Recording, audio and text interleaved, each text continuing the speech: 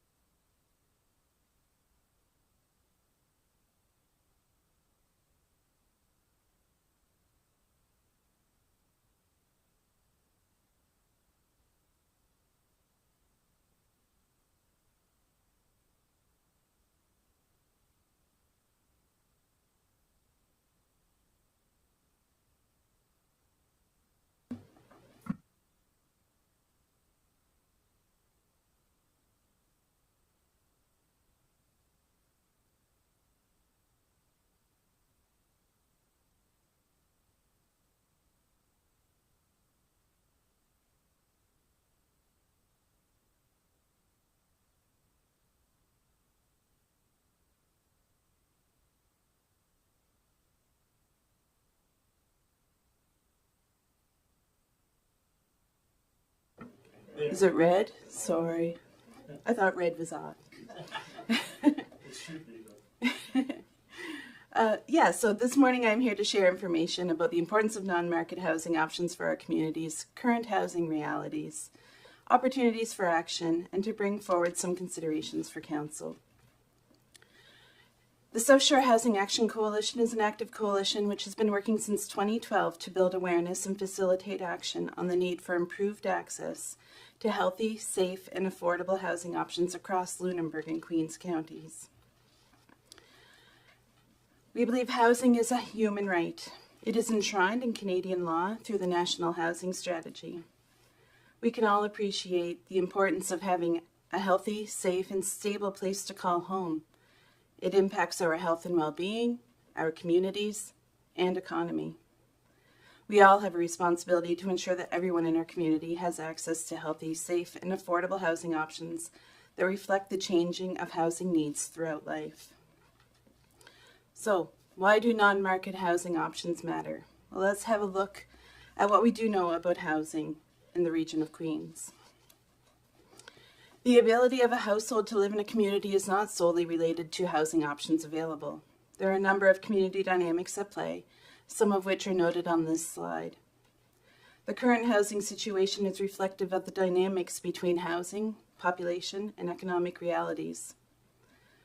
For additional context, I've included on the right-hand side of the slide new data regarding poverty in Nova Scotia. Nova Scotia has the highest rates of poverty and the highest rates of food insecurity among the provinces. And the child poverty rate in Queens has increased by nearly 10% since 2020. So certainly the growing need in our communities is contributing to the current housing situation. You'll notice at the bottom of the right-hand side of the slide that among low-income families in Nova Scotia, nearly 70% are spending more than 30% of their income on shelter-related costs, and nearly 40% are spending 50% or more.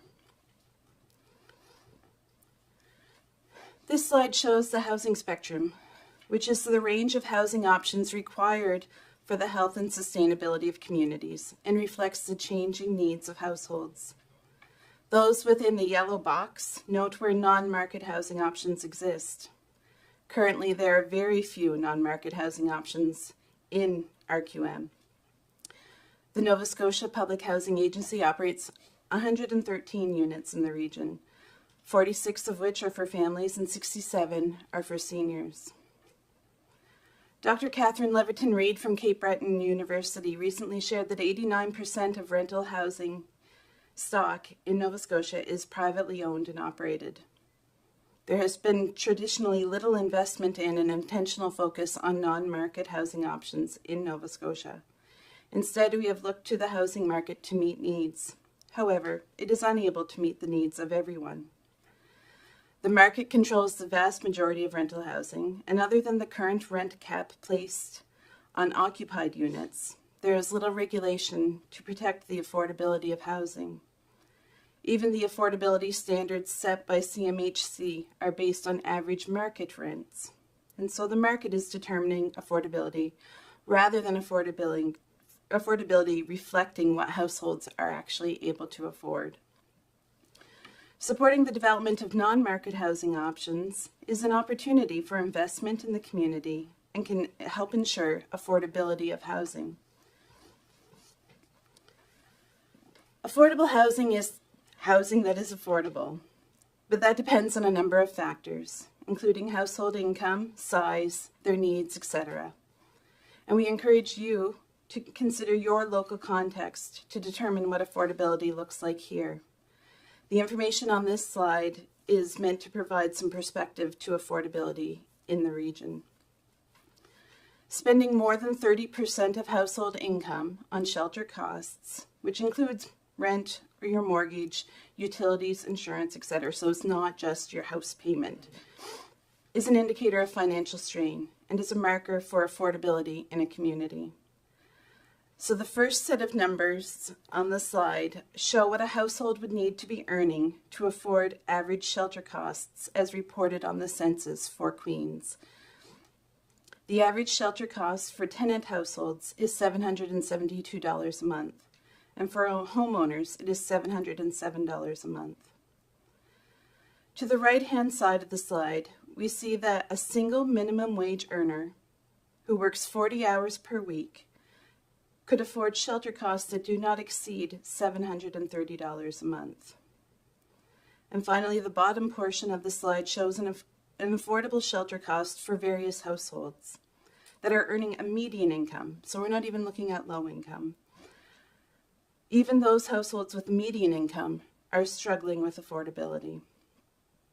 The Nova Scotia Housing Need Report for the municipality provides further evidence that homeownership and rental housing is unaffordable for many households in the community. There has been a lack of ongoing qualitative and quantitative data collection about the housing needs in our region, which has resulted in the invisibilization or misunderstanding of the extent of the need for housing for all in our communities. The Housing Needs Report has brought to light some of the issues our communities are facing. A resident survey reported in the municipality's Housing Needs Report shows us that housing options are limited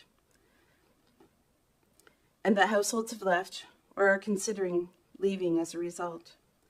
Affordability and availability of housing is a concern for many, and the rising cost of living is having an impact. We also know that housing insecurity and homelessness exists, and the South Shore Open Doors Association has been providing support to folks in Queens County and Lunenburg County. The use of fixed-term leases and seasonal evictions are also contributing to housing insecurity locally. And finally, the lack of access to public housing, coupled with its long wait lists, indicates that our current non-market housing options are insufficient for the need. However, we believe that the growth of non-market housing options is necessary to address these issues. There is an opportunity for the municipality to intentionally support the development of non-market housing options to ensure affordable, accessible, and suitable housing options for those whose needs are not able to be met by market housing. And we do want to acknowledge that the region of Queens is taking steps in the right direction to identify and prioritize actions to address housing need. We're very pleased to see that the region has been supporting the Queens Community Co-op group. I know, so we're pleased to see that kind of support happening in the community, and also recognizing that housing was identified through your municipal planning strategy process as one of your goals for the community. So finally, we ask you to consider, how are you going to prioritize and support non-market housing development? What actions can the region take to address the needs of all residents? And so we offer up a few opportunities. And I understand that there may be some challenges with the municipality being in a position to apply for the federal Housing Accelerator Fund. However, we would encourage you to explore what initiatives you would apply for if you had capacity. And we're happy to support you in those conversations if there's some way that we can support that. We encourage you to also look beyond the numbers in the Housing Needs Report and understand the experiences of housing need. Engage and bring attention to the voices that are not being heard.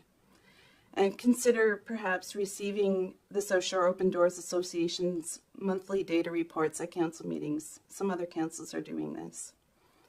We encourage you to use available information to make evidence-informed decisions. We've never had more data about housing in our communities than we do right now. And I'm happy to say that in November of this year, we are supporting a service-based homelessness count in Lunenburg and Queens County, which will be part of a larger count that is happening across Western Nova Scotia. So we will be gathering more data specifically about homelessness in our region. And we'll be happy to share the results of that with you. We encourage you to learn about best practices in supporting housing development in your community. Explore the tools that are available to municipal units to address housing needs and pressures. There's an opportunity to explore the use of landlord registries, which HRM has recently implemented. Tourism taxes, vacancy taxes, all of which could be used to fund housing efforts.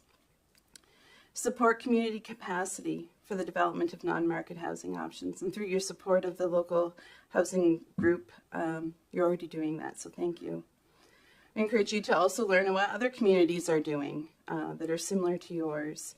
Advocate for changes to enable or support non-market housing development, and partner with and engage with the community to explore opportunities.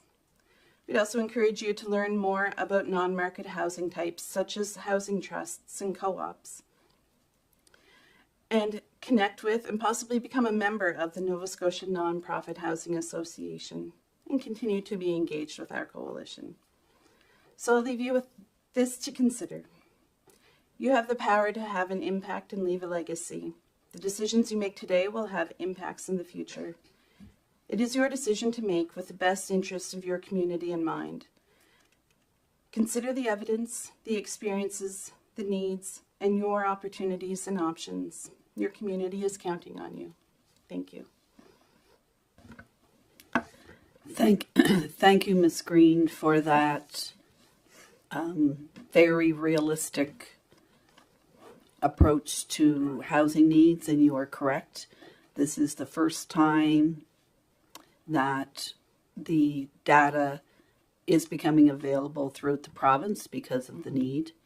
And yes, here in Queens, we have been working with Queens Neighborhood Housing Cooperative and provided them land, provided them monies. We are working to extend sewer water services to developers who will also be doing affordable housing. And I believe it was in the last 2 months, the provincial government announced several new public housing units, yes, which are going to be built in South Queens. So we've been working as best we can. And on that note, I will open the floor up to any questions or comments anyone from council would like to make. Questions, comments? Councillor Brown.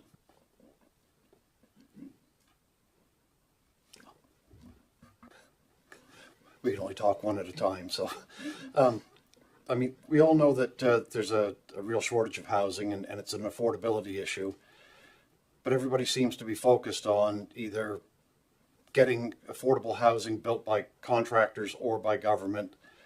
Nobody seems to be looking at owner-built homes. And I'm in the process right now of building my own home and doing the work myself. I'm keeping the cost to roughly 1/4 to 1/3 of the cost of a contractor-built home, which would put it in the range of affordability for many homeowners, maybe not within their skill set, but I think a lot of coaching could be done, you know, and tool rentals, tool libraries that like Halifax has, things so people don't have to go out and recreate the wheel every time. It would also keep the cost down in an affordable range so that we could help more.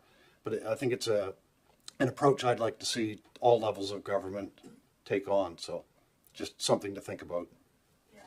And thank you for that. And I think one of the important things to note is that the current housing realities aren't going to be solved by any one initiative or one in particular action. We need efforts all along the continuum, that spectrum that I showed you, all along that spectrum of housing opportunities to really make a dent in it. So all efforts are welcome and needed, and would love to see some of that, affordable home ownership becoming more available in our communities. We have noticed when we look at the census data over the years, there is a growing trend towards more households seeking rental housing versus home ownership. Not huge numbers, but there is a trend towards more rental housing being needed in our communities. And like I said, I think the market plays an important role, but also every action that anyone in the community can take will have an impact. And the province has also announced a backyard or accessory dwelling unit program where they will provide a $40,000 forgivable loan, I believe, to any homeowner that seeks to build a structure on their property to rent it out for low-income families in their community or individuals. So I think that there are a number of opportunities, and certainly various levels of government are offering different programs to support that, and would encourage you to promote those within your community. That's something you can do quite easily. And just letting homeowners, people in your community know about what options are available. Any other questions or comments? Deputy Mayor Fancy? Yes, Nancy, it's always eye-opening to go back and review the numbers when you look at it, because affordability, you're saying, is at 772. Is that for a medium household is supposed to be 730. So that even then they're below the 30% or over the 30% of income being put into the house. So when we see the low income, then we understand that they can't afford it at all. So it's making a choice. Well, I talked to one councillor down in Modal, and there's a lot of housing being built down there, and they're building, and it's being done by contractors that are getting down below that number, and I don't know how that is transpiring. I don't know if you know more from that area, because there's right now there's a lot of housing going up. So I don't know if you know more. So I know we've looked at the accelerator fund and things like that, because I think that's a good avenue to go through, because we would start it, but we could in turn get involved with other groups, because we would have to be the ones that would have to start it from the municipality point of view. And the other thing too, which I talked to you prior to, I'm really concerned about things like transition houses, because I think that's something that could easily come up in Liverpool, that we could be able to offer here, that may not be able to get the women's shelter, but maybe a transition house that could be here. That's a great need too. So if there's options there of being able to get buildings and do things, so because I've talked to some other people, and they're very interested in like you said, I think I'll go to Harbour House and see what they could do and where we could go with this, because the need is so great, and we just can't keep looking past it. Thank you for those comments, Councillor Fancy. I haven't heard about well below market or deeply affordable housing going up in Modal. I'll have to check into that. That would be incredible. And in terms of the slide that I shared around affordability, yes. So the census says that the average monthly shelter costs in Queens for a tenant household, so someone who's renting, is $772 a month. For a household or, an individual who's working full-time at minimum wage in Nova Scotia currently, 30% of their income is $730 a month. So that's what they could afford for all of their shelter-related costs. So when we look at that average monthly shelter cost, so it was reported on the census back in 2021, 2020, whenever the census happened, we know that has increased since then.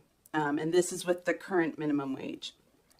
But yeah, even looking at those median household incomes, a one-person household still, even with a median income, is falling below what would be affordable for them is less than what the average shelter costs are in the community. So we do need those options all along the continuum to meet that. It's very difficult for the market to meet the needs of those people who are falling below that average monthly shelter costs in terms of their affordability. And that's where nonprofits and municipalities and other groups can partner and be innovative in how they approach housing, the co-ops, because those non-market housing developers are not profit driven or focused. They're really providing housing for the community that will remain an asset for the community, which I think is really important when we're looking at possibly donating public land or providing funds from municipalities or from government. We want to see that housing maintain its affordability over time. So we really are trying to focus on building awareness about the need for non-market housing options in our communities, as there hasn't been a great tradition of that in Nova Scotia until recently.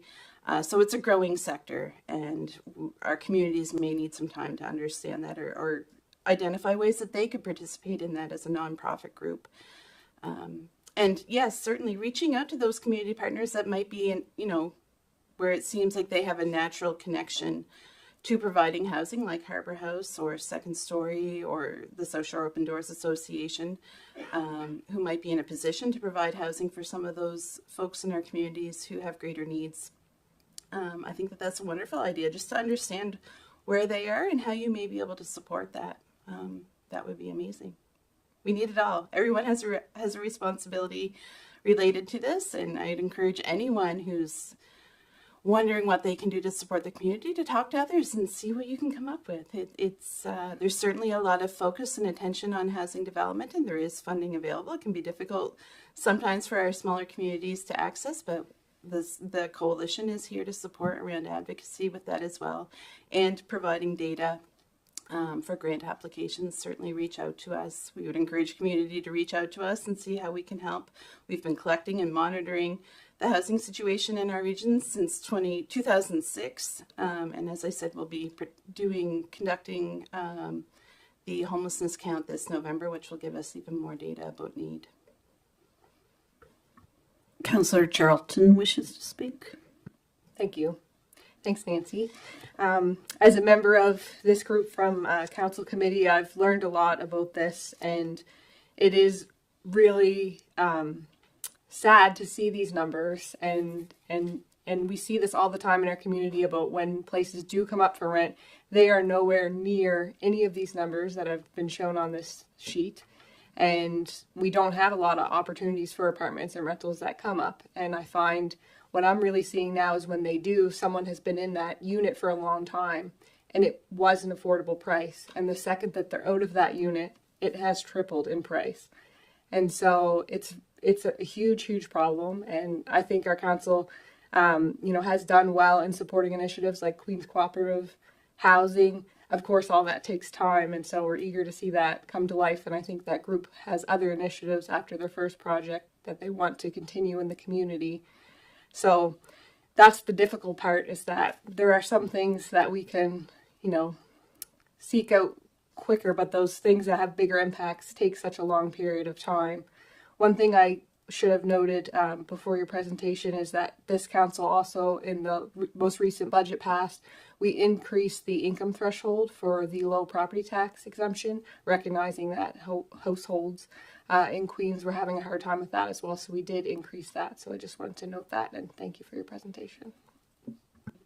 Thank you. And yeah, very pleased to hear that you've increased that threshold.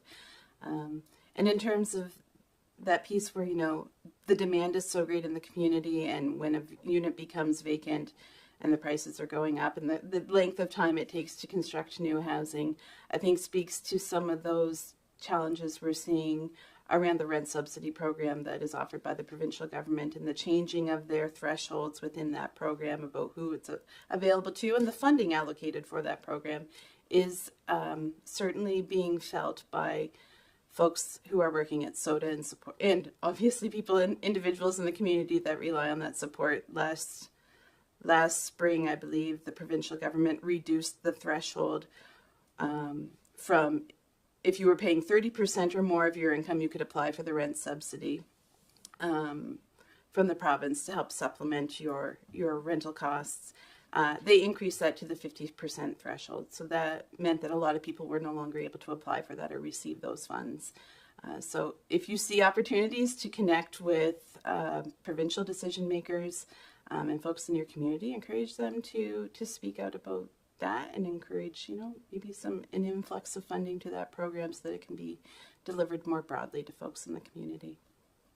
And thank you. Are there any other questions or comments? Seeing none, I thank you very much. And we are concerned and have been taking action. And on behalf of council, I would like to thank you and your coalition for all that you do for the Lunenburg and Queens, and your invitation, I know, will be accepted whenever any information on housing is required. So thank you very much, Ms. Green. And it was a pleasure to have you here this morning. Our second presentation is Queens Senior Safety. And I see who is coming forward. Mr. Grant Weber is organizing the big guns. So I see Mr. Grant Weber. Yes. Shelley Walker, our staff sergeant, and Al Doucette, who is a very busy community member.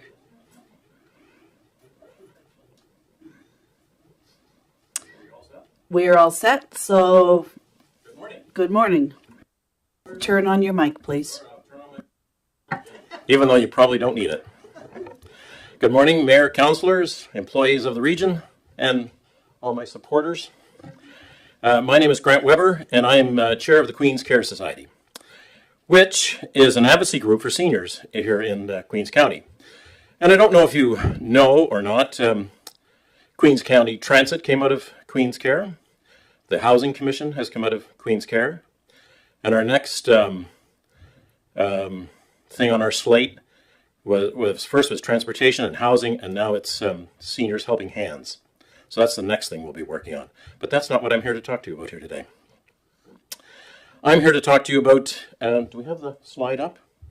We do not. There we go. It's an important, you have the opportunity to review these slides, I think, before we came. So Queens Care has a responsibility for the senior safety program since 2015. We do not have the means or the capacity to maintain employees. The most recent methods of payroll was through the Queens Home Support. And Queens Home Support is probably no longer been able to support Shelley in her work. So now we're seeking assistance for the region of Municipality of Queens to include a senior safety coordinator as an employee of the region. Shelley Walker is present today and has been in the position since 2019. Today we ask you to consider creating a full-time position for the senior safety coordinator with the region. We are presently have funding for 3 days a week without benefits and expenses for $25,000 from the province. So that's sustainable. We have the $25,000, but that's not enough for a full-time employee, which Shelley has to be in order to run this program. 3 days a week does not maintain the program.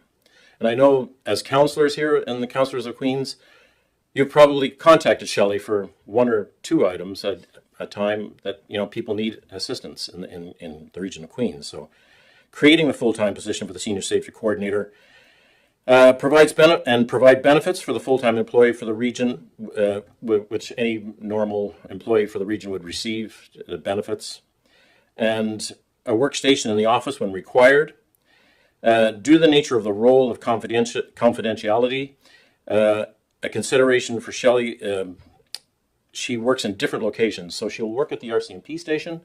We have got her an office at Queens County Transit. She would need an office here, especially for mailing and all of that sort of things, and locations to meet her clients. Next one. The The requests for assistance from the Senior Safety Coordinator are comprehensive and very often immediate. We are sure that every one of you has received calls from your constituents that need a referral to Shelley, and you're also helping out seniors in your family and in your neighborhood. There are many things that affect the lives of seniors and overwhelming for them, especially if they do not have adequate support. And Shelley is there for support for seniors, from anything from mental health to just when the RCMP officers go into homes, they'll see that there's a situation that's not correct. They will refer Shelley to many different files. And I think as of now, you're all getting the monthly reports from Shelley, so you know exactly how many clients she has and what type of work that she's doing. Next slide, please. A part-time position is not enough to address the assistance or does not enable a coordinator to be proactive with education and check-in calls. All other coordinators in Nova Scotia are full-time and either employed by the municipality or through foundations.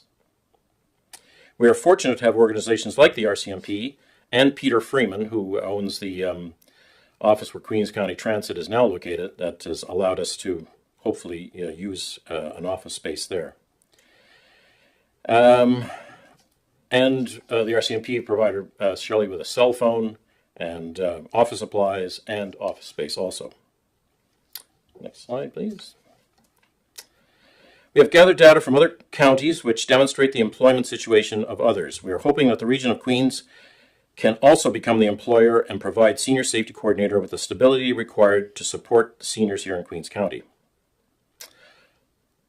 This is a short ask, but I hope this is enough information that you have that you can go on and make a decision. And I will open up the floor to questions from anyone. Thank you. Thank you, Mr. Weber. Questions? Anyone have any questions? Councillor Charlton? Thank you. Not really a question, just a comment. We have a large demographic of seniors in this community, and I think that this position is very vital, and I appreciate the efforts of Queen's Care Society along with Mrs. Walker. I have had to go through some of these things for a family member of mine, and recognizing that not everyone has someone that can help them with these things, and knowing that there are a lot of vulnerable people in the community, I think that just articulates the value of having someone like this that can help those folks navigate these processes. So I just wanted to thank you for that. Other questions or comments? Mr. Doucette, Dr. Doucette, you would like to speak, please? I just want to say I've been on the committee, the Queen's Care Society, for a long time, and I watched what Shelley does and what she does for this community, and you know, there's all kinds of people that would do this, but I can tell you Shelley does beyond what is needed, and so I very strongly recommend that you do exactly what Grant Weber asks.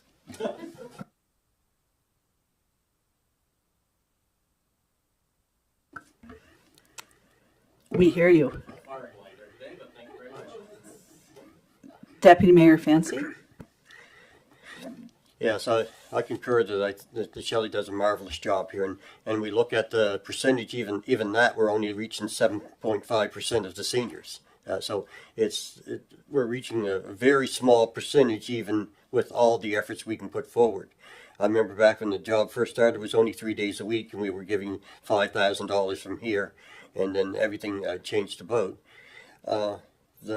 When I look at this, I see like the difference would be about 28,000 to be difference, plus 30% for everything else. We're probably looking at about $50,000 or more, which would be another employee, which would have to be then gone through to find out if we could add another employee and how much it was going to cost and everything else. I never want to say, because I'm just a councillor, we're all in this all together and financial, but we do see the need, and it's something that's going to have to be taken back to council and be examined and see how everything can fit. But I really do appreciate everything. Staff Sergeant, do you have anything to add? Your officers probably see the need the greatest. Yeah, for sure. One thing that isn't captured on the slides that is couldn't be captured is just the availability of Shelley. It's not just the hours she works a week; it's the after hours and the availability for a simple phone call, where Shelley has that familiarity with the community and the community members. Because for us officers, we've got enough on the go where we might not know certain families who have, whether it's a father with Alzheimer's or just somebody who's been struggling in the community. If they're a certain age, automatically all of our members think, where's Shelley? And we'll give Shelley a call because we want to not just respond to the call, but respond the best way possible. And when we have that resource to go to, it's so beneficial. So we support her 100% in everything she does, and we hope that you all support her as well. So, Are there any other questions or comments? Councillor Romero? I think this is a wonderful role in this community. I do have a question about insurance or liability. How does that play out? As far as if we would put this into a position in the municipality, like what kind of insurance or liability would we need for this position? Just curious on that. I'm not sure. I know I'm covered under home support right now. And before that, it was a separate policy that was taken out by Queen's Care Society. But I am fully covered under the home support, Region of Queen's home support at this time.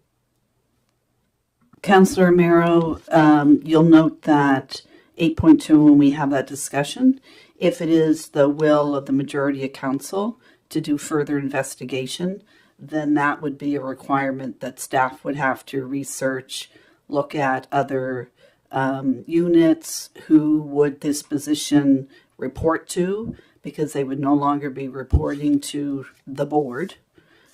So there would be many factors that staff would have to investigate and then bring that information back. And that would be after we've had discussion with 8.2 to determine if there is a majority will to move forward on investigating this. And at that point in time, all those things would come into play. And to Deputy Mayor Fancy, also within the slide is not only the income, but there is also the matter of a vehicle and those types of things. And I also noticed that some municipalities are still receiving support from RCMP. So it could be many players playing together, but the main thing and the request is to find someone to act as the employer. So we will discuss that at 8.2. Are there any other questions until then? If not, I thank you all for your very precise. It's best not to beat around the bush and just ask for what you want. So I thank you for that, and have a great day. Thank you very much. You're welcome.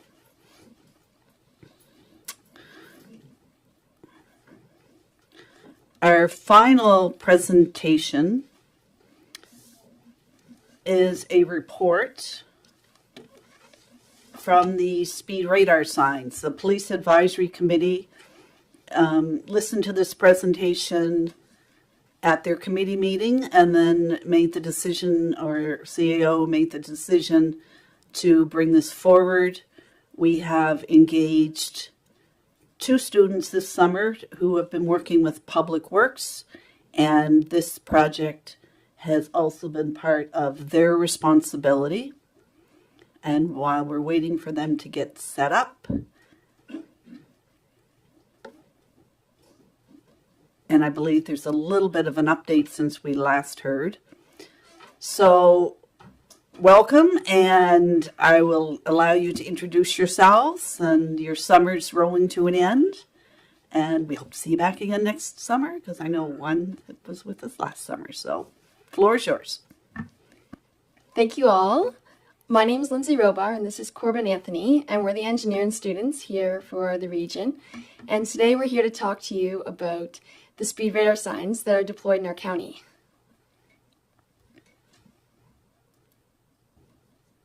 So the main objective with the speed radar signs is to increase driver awareness and also encourage drivers to drive safely within our county. So the Region of Queens purchased 3 of the TC400 speed radar sign units. Some information about these units are they have an 11-inch LED display, they can read cars up to 120 meters away, and they're bulletproof. For speed, they work best anywhere from 8 to 80 kilometers per hour. Anything over 80 kilometers per hour, and they start to become slightly less accurate.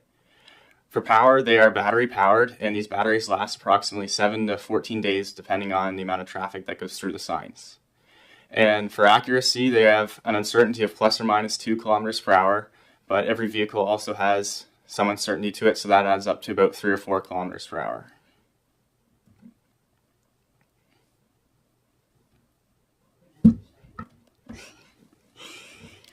So there's some key things that we have to think about when actually deploying the signs. So the first one's obviously obstructions. So make sure there's nothing in the way of the sign. We also have to consider distance. So for the speed radar signs to work for their optimal use, you want it about 1.5 meters away from the road, or 5 feet. We also want to avoid curves. So they work best to pick up cars far away and close when they are on a straightaway. Perpendicular positioning, which just means pretty much you want it pointed towards the curb, not the center of the road. And you also want the bottom of the sign to be about 2 to 3 meters above the road surface. This is just a visual of what I said. So the first photo on the top there, you can see just you want to point in obviously towards oncoming traffic and about 1.5 meters or 5 feet away from the road. The second photo down from the top, just straight away. And third photo there, just again, that pointing towards incoming traffic so it can pick up the cars far away and close. So how the signs work. When a vehicle comes within the sign's field of view, it gets multiple readings off each vehicle, its peak speed and its average speed. This is done by taking a reading off that vehicle every half second. What is the peak and average speed? The peak speed is the fastest speed recorded by the sign from that vehicle, and the average speed is a calculated average of all those speeds captured every half second that that vehicle was in within the sign's field of view. Why is that important? It can tell us whether the sign is working to reduce vehicle speeds, whether if their average speed is lower than their peak speed or trending away from or down, as we'll see in some graphs later on.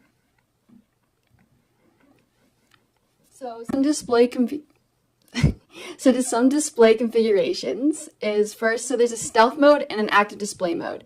So they both collect data, but the stealth mode actually allows us to not show that speed back to the drivers, and that would allow them to, in a sense, it's not see a sign, but just go the speed that they were going originally.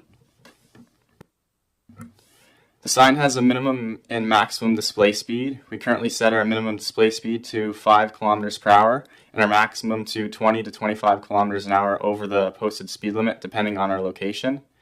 And our over maximum behavior is when a vehicle is traveling faster than our maximum display speed. The sign will display dashes on the sign to discourage people from trying to reach a high score or get the highest possible speed they can on the sign. So this is just a look at the process for the speed radar sign deployment. So first we take survey requests from the public. So on the website for the Queen's Coast, you can actually go in and put where you would like the sign to be. Then that feeds into our deployment plan. So our deployment plan pretty much just is where it's going to go. And I'll talk more about that in a second. Then that feeds into installation, which is just the installing of the actual sign. And then it goes to the collection of data. And that we use StreetSmart, which is just an Excel software which creates graphs and visual aids for us to represent that data. And then that feeds into analysis. So we can look at that data and those visuals and be like, okay, is there a speed problem here or not? So this is just how the deployment plan works. So what we do is we identify common locations from the survey, and then that helps us to evaluate where they will be placed. We are using 2-week deployments, so they will be in one location for approximately 2 weeks, and then they will be moved elsewhere. 3 things we consider is the installation considerations that I mentioned earlier. So is it on a straightaway? Is there anywhere to place the sign? Second, we look at assessing infrastructure. So school zones, police departments, hospitals, even big populated areas. Third thing we think about is seasonal factors. So around here we have a lot of tourism in the summer. So we consider when to place our sign, considering in certain areas where there would be more tourism in the summer versus the winter. This is just a visual representation of the amount of time goes into one deployment cycle on the administrative side. Something to note is we've had 152 requests to date for a speed radar sign across Queens County. So this just goes to show the amount of community engagement and want for a speed radar sign around Queens County. This is another visual representation for the field side of things, so actually deploying the signs.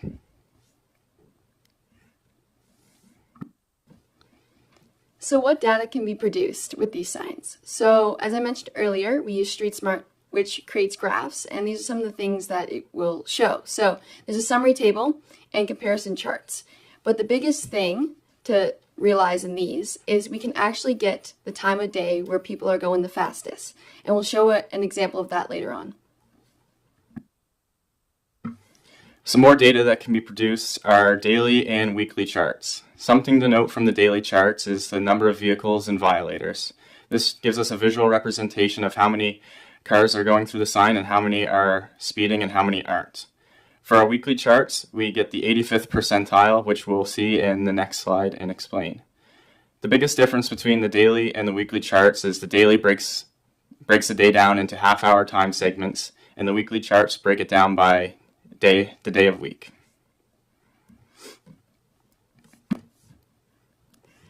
So this is 3 different locations within our county and some of the graphs we mentioned. So the graphs here are showing the average speed versus the 85th percentile speed.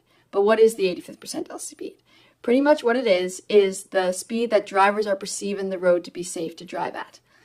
So as you can see in that bigger graph in the center there, it shows that the common speed that people are perceiving to be safe is 60, but the speed limit's 50, which is showing that there's a speeding problem there. But you also notice the average is around that 50 mark, which shows that the speed sign is reducing the speed. This is an example from Queens County of a location that we identified to not have a speeding problem. As you can see, the 85th percentile for this week all were below the 50 km/h speed limit, which means for the most part at this location, people are obeying the posted speed limit.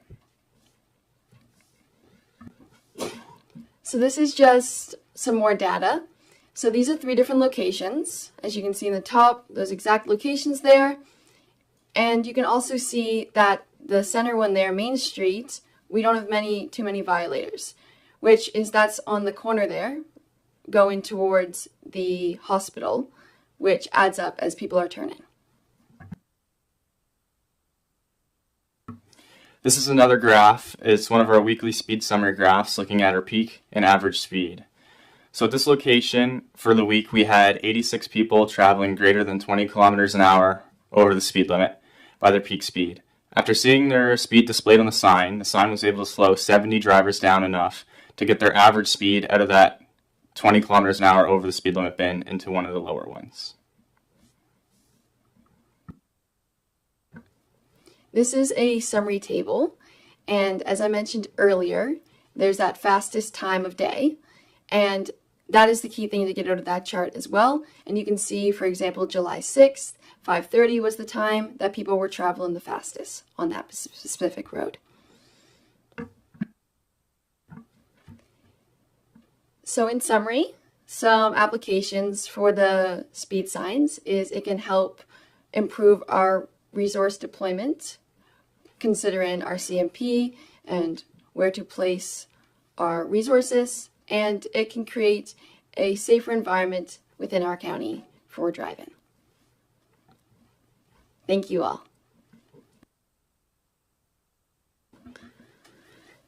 Thank you very much, Lindsay and Corbin. Questions, Councillor Charlton? Thank you. I knew that these signs would be popular, but seeing 152 requests was quite something. I'm curious, out of those 152 requests, if there was like a significant notice of like one particular area out of those 152 requests, or were they kind of even spread throughout the county? Yeah, they were very evenly spread throughout the county. There were tons from all the way up in Kempt, all the way down to southwest Port Mattoon, and all through. Yeah, they were very spread out. Thanks for that.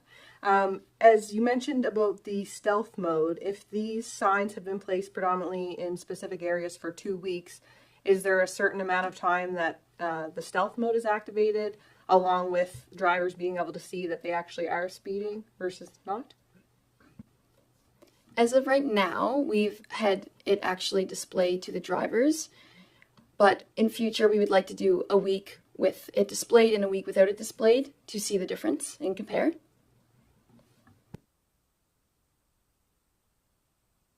Other questions? Councillor Brown?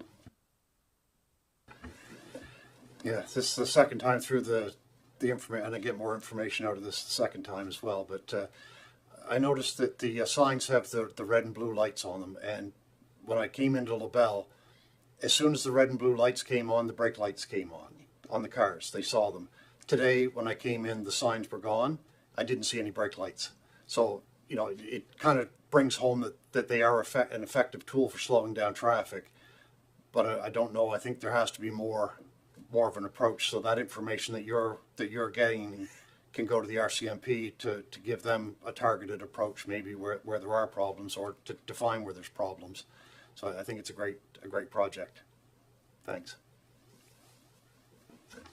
Other comments from council? Councillor Muse?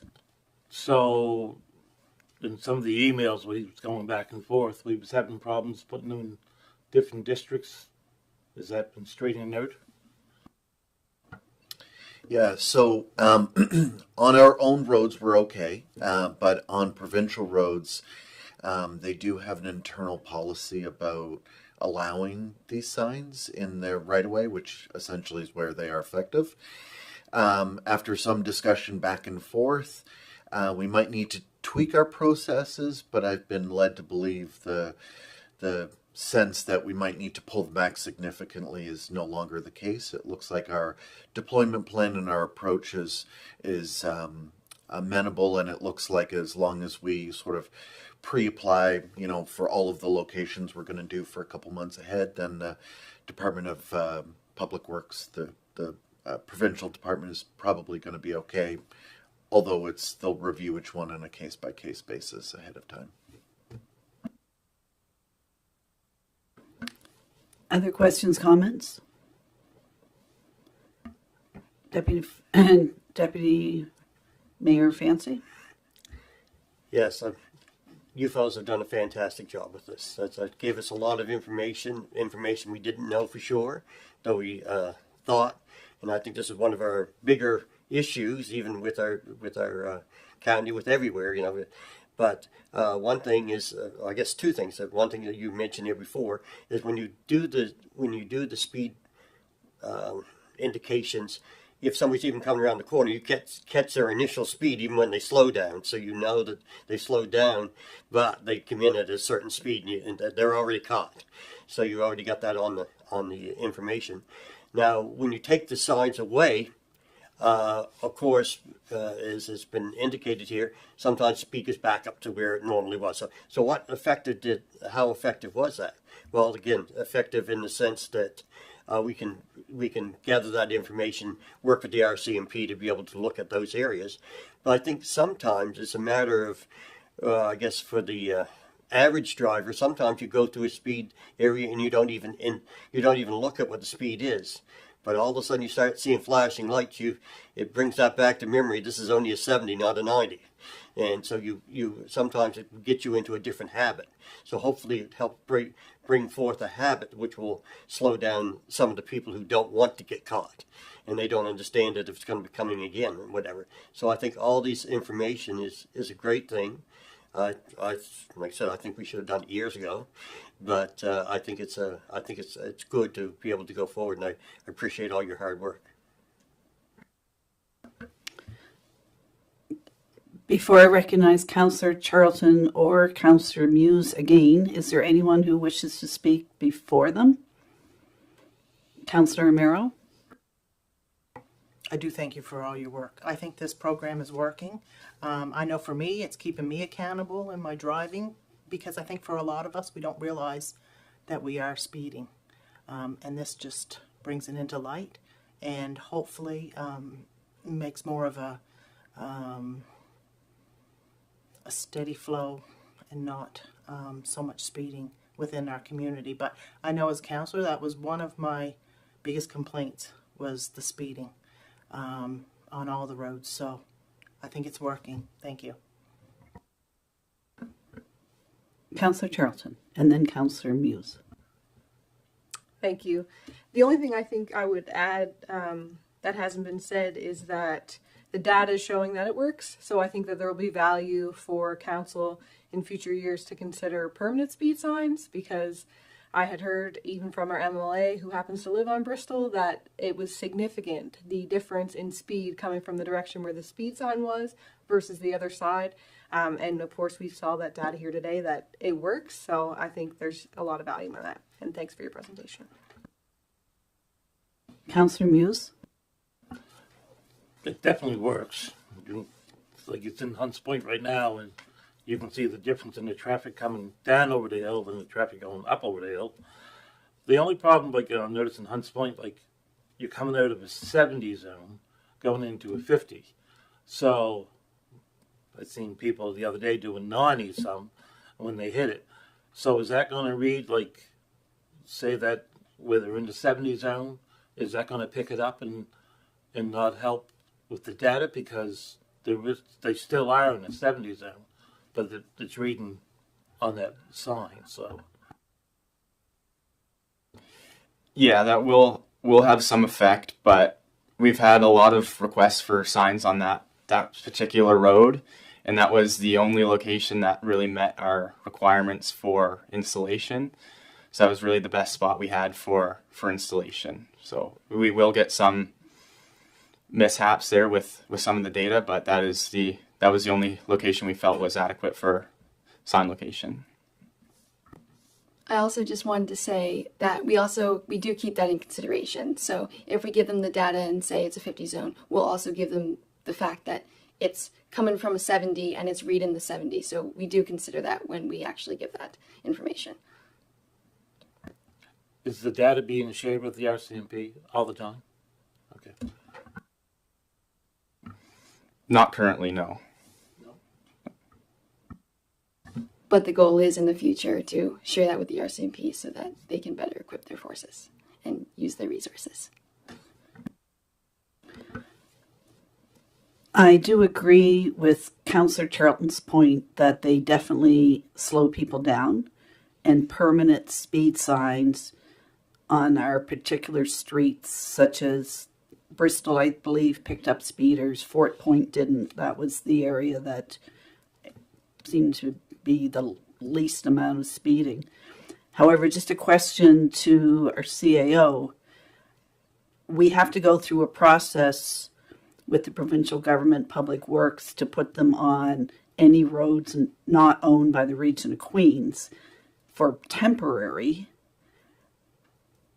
There will be perhaps a process that we can look into should we wish to buy permanent ones for the problem issues that we know, Hunts Point, LaBelle, Milton, Southwest Port Mattoon. I mean, these are what, how much we pay? 8,000 piece for these, I believe, because I know a community group inquired about purchasing them for themselves. So there would be a process, I assume, to allow these to be permanently placed on provincial highways, because that would be a whole other ask, would it not be? Based on reading the regulations that I was provided and sort of some follow-up, I think we will find that permanent signs are a different kettle of fish from the provincial regulation standpoint. I'm not saying it's a definitive no, but I do believe that permanent signs and temporary signs will be viewed vastly differently. And so I think the first thing we need to do is get information showing where the problem areas are. We need to confer that to our partners at the RCMP. I think we need some feedback from them about some of their enforcement challenges, and that can all be put together as sort of essentially an application along with some other information on permanent signage. But it's not going to be a quick process, just full disclosure. Councillor Charlton. I would agree that it will probably be tricky for the provincial roads. My comment more so was for the roads that we could act upon like fairly quickly if the next council wanted to do something like that. I do recall a recent motion from Modal where their council passed a motion to ask the province to please do something down by, I believe it was Risser's Beach, and in their motion it said look at, you know, flashing lights and speed signs and things like that, because they've had some accidents there recently. So that would tell me that they probably can't do something permanent there, which is why they're asking them through a motion for something like that. But I think if we have data like this, then that would be able to allow us to do the same with the data to say, like, you know, there's a problem. So I just want to note that. Thanks for that. Any other questions or comments? Hearing none, thank you for your work. You're with us until the end of this month. And Ms. Robar, you were with us last year? No, you weren't with us last year. I thought you were with us last year. No. So you're both first years. Great. So successful year at your returning studies. And any questions you may have, you can always reach out to any of us. But thank you very much and keep up the good work and wonderful presentation. Thank you. We'll do the approval. We'll do tabling of petitions. Any petitions to table? Public question comment session.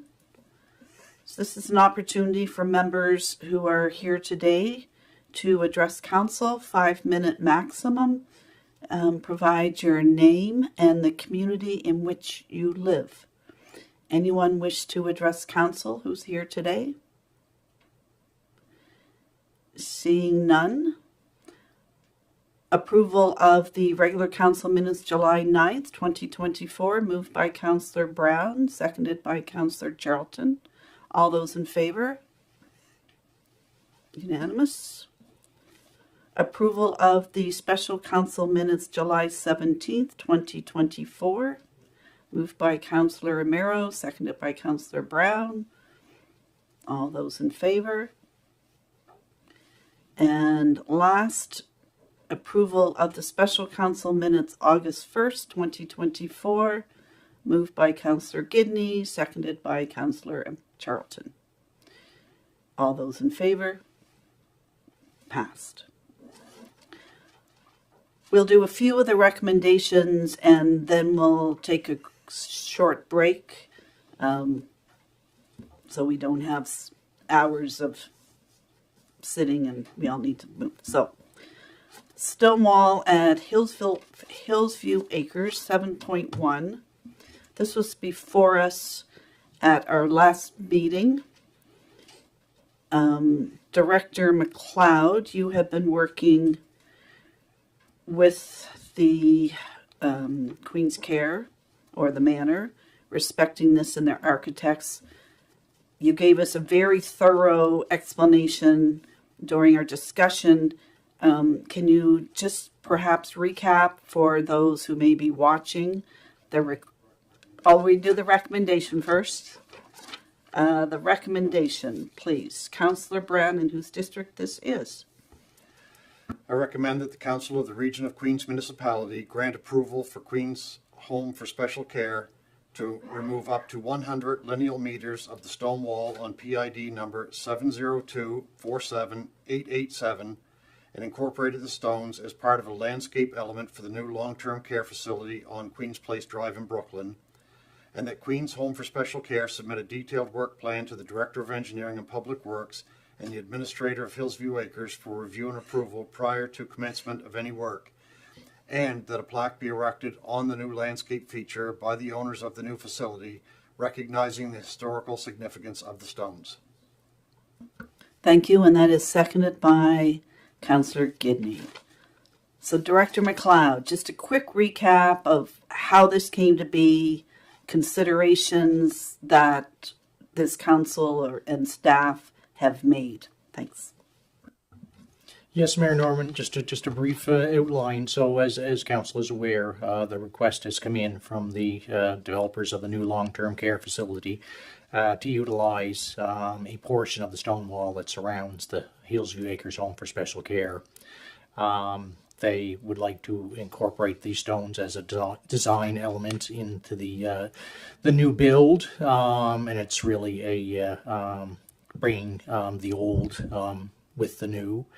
So the proposal, as the recommendation is indicated, is to utilize up to 100 linear meters of the existing stone wall to be repurposed into the landscape feature. Heritage Advisory Committee looked at this from a heritage perspective and were supportive of the request, and it was a great way to help preserve the past of the Hillsview Acres property. Staff have also reviewed the request and are of the opinion that it can be adequately removed, subject to certain conditions, of which includes a submission of a detailed site plan outlining the scope of the work that's to be carried out, and that site plan and scope of work be submitted to the Director of Engineering and Works and the Administrator of Hillsview Acres for their approval. Thank you, Director McLeod. Any further questions? Councillor Gidney. Sorry, thank you.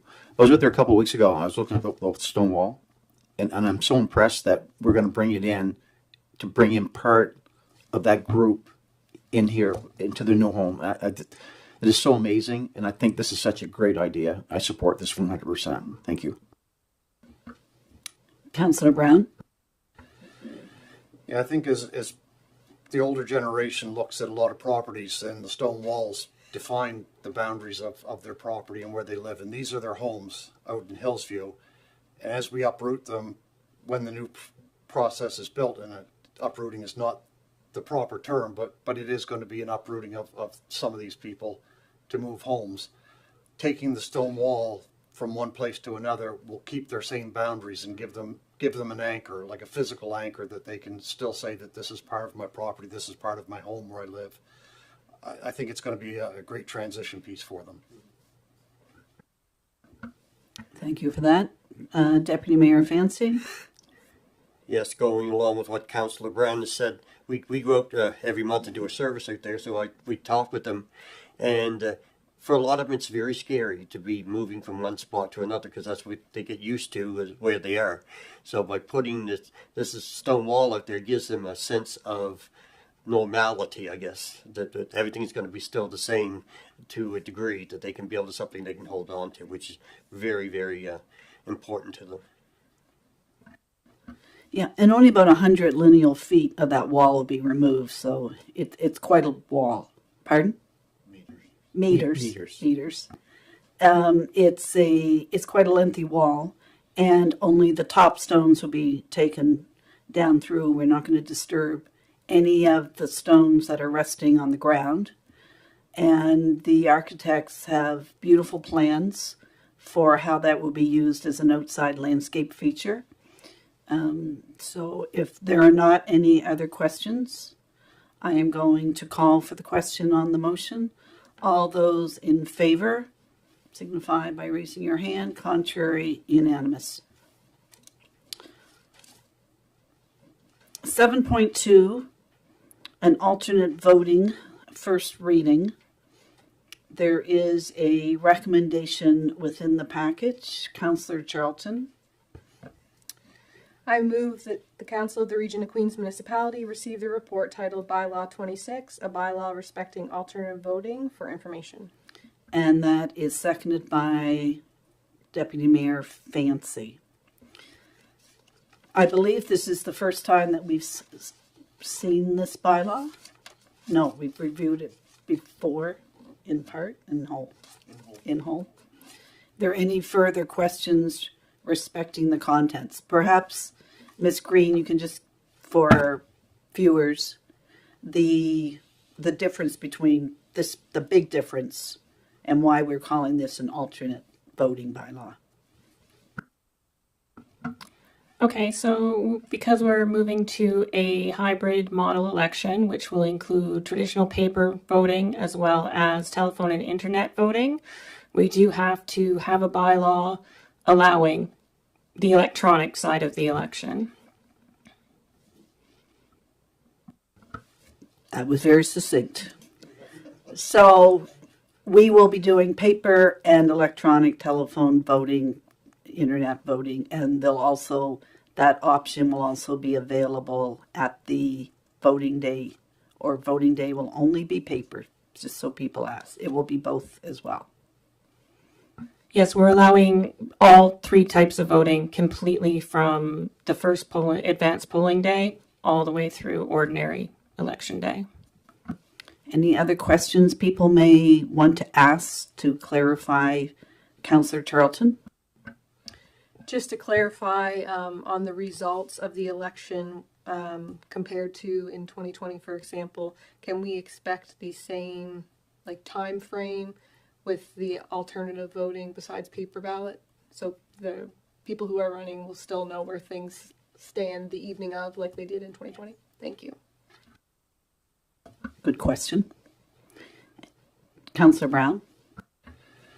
Yeah, I think this is a great thing to move forward to make it more accessible for people. We have a lot of disability in Queens County. We have a lot of elderly who may not get out.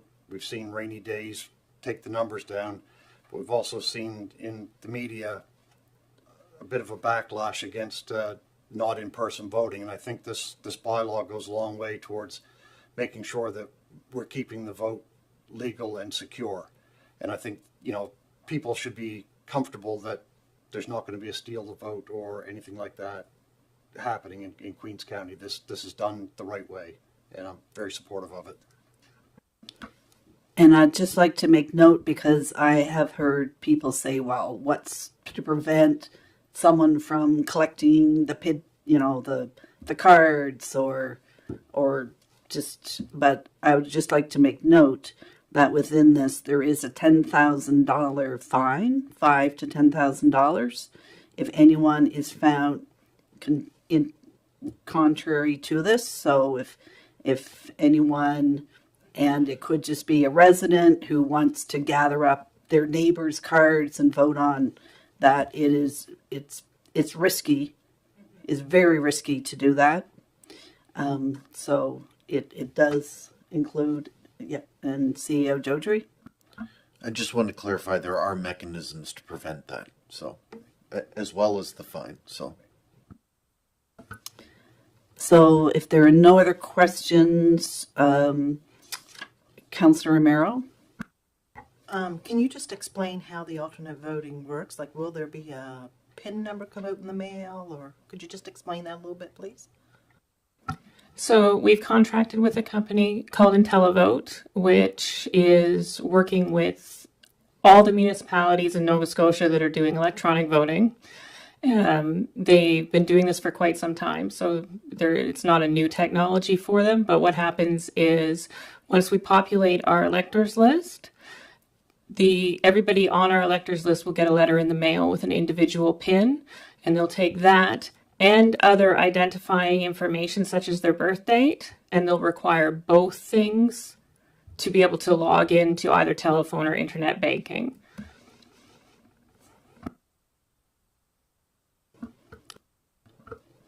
Another question someone may ask is if they are not on the voters list, can they still be sworn in on the election day?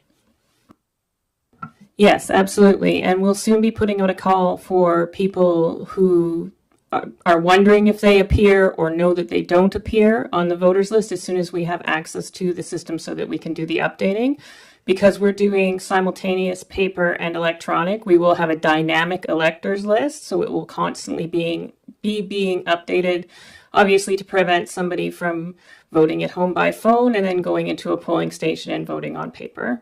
So there is checks and balances and all that as well. But once we have access to our electors list that came from the province, we will have a number that people can call in and we can add them right on. If somebody does get missed, they can register at a polling station. Any other questions people can think of that constituents might want to ask? Because I suspect they will not be reading this bylaw, though it is available. Councillor Romero? I did have another question. I had a constituent ask, they moved from one district to another. Will those be updated, or do they have to call in to get those updated? They would have to call in to get their address updated if it's changed since the last provincial election.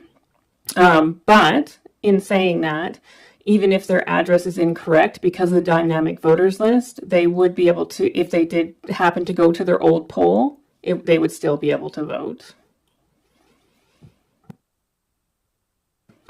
Any other questions that anyone can think of that people might wonder about? Councillor Muse, you look a little puzzled. I'm lost on why would they go to their old poll and vote? They wouldn't have the names for the other district. They would be able to vote by electronic means with assistance.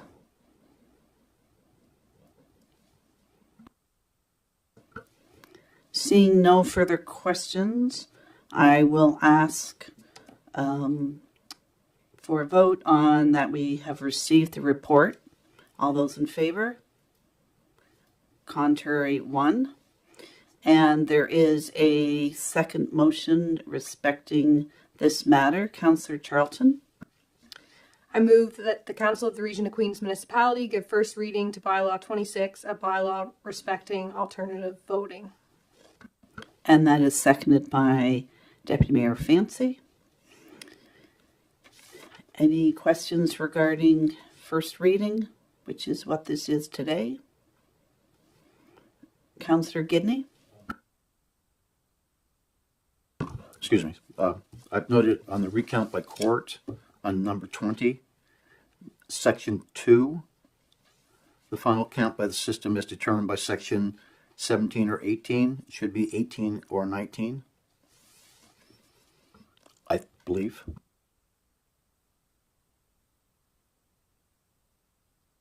My paper reads, for a recount, the judge shall only consider a final count as determined by section 18 or 19. Oh, and point 2. Do you see that? Yeah. So that slight will be made. Any other questions before I call for the decision? All those in favor? Contrary, unanimous. Policy 58, Medway Head Lighthouse Society, 7.3. There is a recommendation. Someone would so make that. Councillor Brown. I recommend that the Council of the Region of Queen's Municipality receives the report titled Waiver to Operational Policy 58, Medway Head Lighthouse Society for information. And that is seconded by Councillor Romero. Director Lane, would you just give a brief synopsis of what is in this report, please? Certainly. So Medway Head Lighthouse Society has requested a waiver to the alcohol policy to allow them to consume and sale of alcohol for the opening reception of their annual Lighthouse Art and Crafts Show and Sale this coming Friday. That's at the warehouse in Port Medway, between 5 and 7. This is a request that we've received in previous years. We do have the required documentation, so I've got proof of liability insurance with Region of Queens named as additional insured, and they have a valid liquor license from the province. Any questions of Director Lane? Seeing none, I'll ask for a question on the first recommendation. All those in favor? Contrary? 1. And the second motion? Councillor Brown? I recommend that the Council of the Region of Queens Municipality waive Policy 58, consumption of alcohol on municipally owned properties for the Medway Head Lighthouse Society on August 19th, 2024, for their art show opening and reception. Seconded by Councillor Gidney. And as we all are aware, this is the major fundraiser for the operation of the Medway Head Lighthouse. And it is always very well attended on opening night as for the rest of the week. And they make use of not only our building at the Lighthouse Park, but they also make use of Seeley Hall for this very important. Any further questions or comments? Councillor Brown?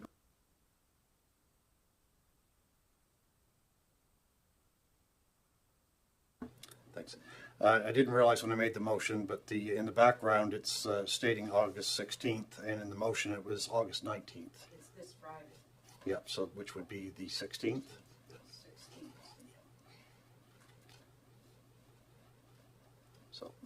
I'd like to make an amendment to the motion to change the date from August 19th to August 16th. Friendly amendment, but we'll take a seconder on that. Councillor Gidney. All those in favor of the amended motion to read August 16th? Unanimous. And the main motion as amended? Unanimous. Thank you. I think we'll take a break. It's 10:30. Take a 10-minute break, and we will resume at 10:40. Take 16 minutes.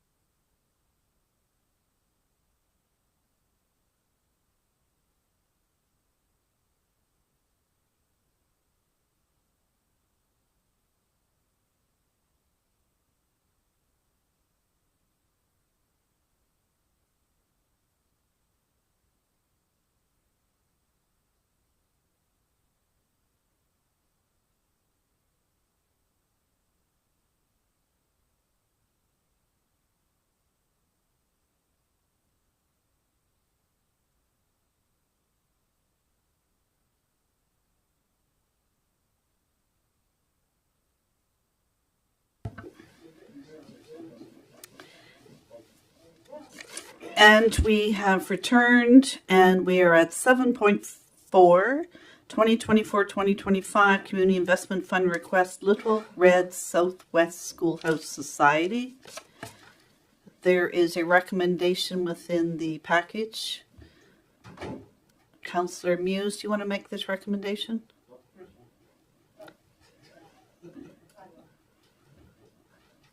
Councillor Amaro. I move the Council of Region of Queens Municipality receive the report titled 2024-2025 Community Investment Fund Request for Information. And that is seconded by Councillor Charlton. In the absence of our Community Development Coordinator, Director Lane, will be leading this. So just a little bit of background respecting this request. Certainly, thank you. So the Little Red Southwest Schoolhouse Society is a reformed society who have recently taken possession and ownership of the schoolhouse in central Portmatoon. And they're hoping to renovate that building over the coming time as a community hub and event centre for that community. So they lodged an application for support for the first part of the work under the Community Investment Fund for replacement of the roof to at least try and make the building watertight.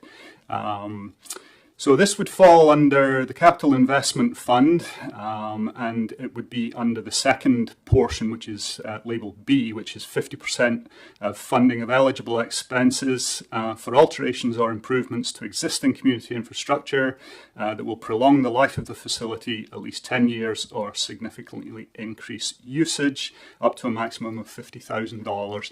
The quotes that they have for the replacement of the roof come in at $6,600 plus some in-kind support, and the way that we calculate that is that they would be eligible under CIF for $3,300 plus the $1,000 in kind. So the request is for $4,300. The issue is that we don't have $4,300 left in the Community Investment Fund. We're almost spent up. So as you'll see in here, there is a suggestion that we spend money from two areas, 1,541.36 from the CIF and 2,758.64 from the reserve. I'll mention that the reserve currently, as of the end of April, had $440,000, 176.35 cents, of which $250,000 of that is earmarked for a different project, but that leaves a balance of $190,176 available in the CIF reserve. Any questions for Director Lane respecting this request? Seeing none, I will ask for a question on the motion number 1, respecting the report. All those in favor, contrary 1. And there is a second recommendation. Councillor Muse. I move that the Council of the Region of Queens Municipality provide grant funding to the Little Red Southwest Schoolhouse Society for eligible event expenses and in-kind contributions in the amount of to $4,300 from the 2024-2025 Community Investment Fund, 1,541.36, and from the Community Investment Fund Reserve, 2,758.64. And the seconder is Councillor Gidney. Any questions? Questions or comments? Councillor Muse, from whose district this is. So this is a good project. The Little Red Schoolhouse is in pretty hard shape, and I'm glad that they've come together to fix it in southwest Portmatoon, not central Portmatoon. You know, and seemed like they have a eager bunch to get it done, so it's a good thing. Councillor Charlton. I have no issue with the recommendation suggesting that we take some out of the next year's fund. I think, we expensed a lot of money for the South Queens Track project, and I think it's important that we support this organization in a different area of Queens County. And the money's not out of next year's fund. It's unspent money from the last 6 years or whatever, so. Councillor Brown? I'm happy to see some of the requests coming in for some of the smaller communities around, because we're building some hubs that the community is doing the work, and they're supporting themselves, giving people a place to get together. And, where we spent the money this year, I think this is the first year since we've been in council that we've spent all the money in a given year on the Community Investment Fund. So I think we've become victims of our success in helping with that. And, maybe the next council will have to look at budgeting a higher amount, because we want to support these small groups and allow them to survive. It's important. Any other comments or questions? Deputy Mayor Fancy? I agree with everything that's been said. I think we have a very good fund that's second to none in the province for being able to help small communities. It's just that this year we were overly taxed, and not every year you're going to have a track coming up and other things that's going to take such a large amount of money, and we don't want to miss out on the small ones because of a big project. I'm totally in agreement with this. This group has worked very hard. It was, they had to find an existing trustee from a long time ago to get their deeds and things in order. And they've worked hard and long, and it's wonderful to know that little community hall that served everything in Southwest, from birthday parties to community meetings of concern, is going to be usable once again and will be run by a group of community volunteers. So it's a wonderful thing. And seeing no other questions, I will ask for the question on the motion. All those in favor? Contrary? Unanimous. 7.5 deals with a Ducks Unlimited project at Pine Grove Park. There is there are two recommendations. The first one deals with the report, at which time we can question anything in the report.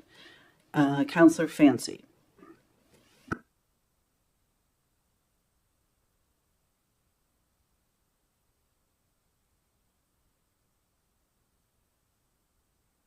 Seconded by Councillor Gidney. CEO Jodry is the lead on this, so CEO Jodry, if you would give us some background information on the importance of this project, how we came to be here, and what is going to be done if this is successful in moving forward. So you may remember that a member of the community who's also here tonight, Donald Smith, had talked about this project briefly at a previous council meeting. So at Pine Grove Park, there is the pond, as you're aware of. There's a water control mechanism between the pond and sort of the river, and that's sort of degraded over time. There is an existing there is sort of an existing agreement, 36 or 37 years now in the making, that existed before even the region owned the property, back when Bowater owned the property. And the project is to sort of repair and replace those water control mechanisms. So I think which is important. The report outlines sort of what the work would be, that there is approval given, and sort of outlines there obviously will be a temporary closure of part of the trail to get machines in and that sort of thing, which would be the case no matter what, I think, to repair that. And the project is wholly funded by Ducks Unlimited, which is also great. The work does need to be completed, or the permit is to have the work completed by the end of September. which is why I'm bringing this to you, not for discussion, but for recommendation, because essentially we sort of need to give them an answer one way or the other. You could, if you chose to, delay this, and I suppose maybe it might be possible to do it next year, but I certainly see no reason not to move forward with the project. I don't have any concerns. The only one, which I think I noted in my report, is we should require proof of insurance indemnification just in case anything goes wrong or someone's hurt or whatever. But beyond that, I think this is just a good project to do. So, thank you, CAO Jodrey. Questions to CAO Jodrey? Councillor Romero. I noticed in the report it says that although the permit has not been approved by the Nova Scotia Department of Environment, it has been approved by the Department of Fisheries and Oceans. Does it have to be approved by the Nova Scotia Department of Environment? I'll be honest, I'm not entirely clear about that point exactly. I think I'm a little unclear about the jurisdiction in this exact scenario, but it certainly would be a requirement that they would confirm from the provincial department if they need their permit, and if they do, then they'll have to get it before the work can take place. Yep. Other questions? I do have one question to CAO Jodrey. It says in the agreement that the right to restore and manage this project. And so who would be the lead staff person to whom Ducks Unlimited reports to? If it's not me, it'll be Director Grant. Thank you. Any other questions? If not, a question on the report. All those in favor? Contrary? And there is a second part of this motion. Deputy Mayor Fancy.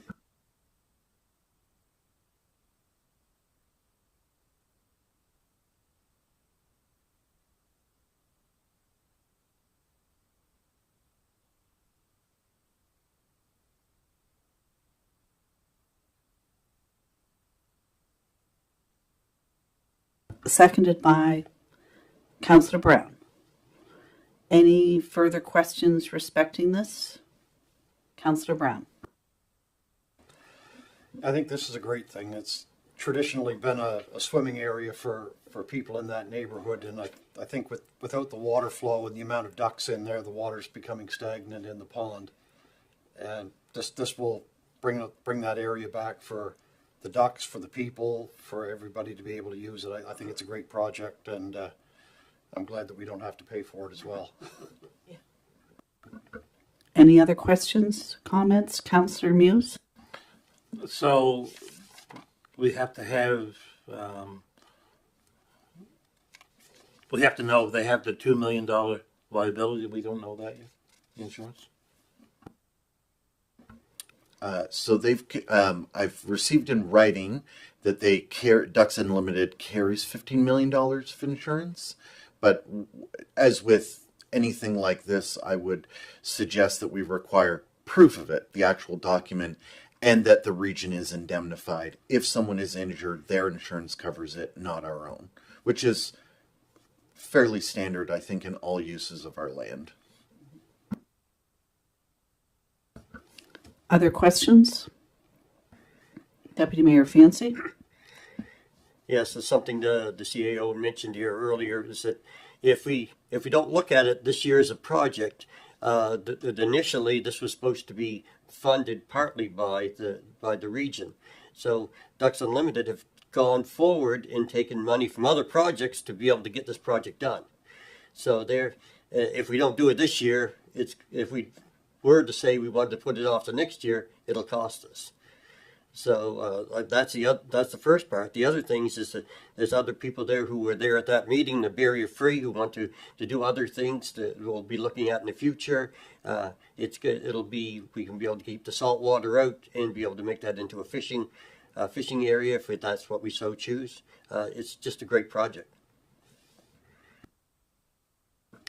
Yeah, I do not recollect ever discussing council paying toward this. It was put in by Ducks Unlimited 36 years ago, and at that point in time, they are totally responsible for that.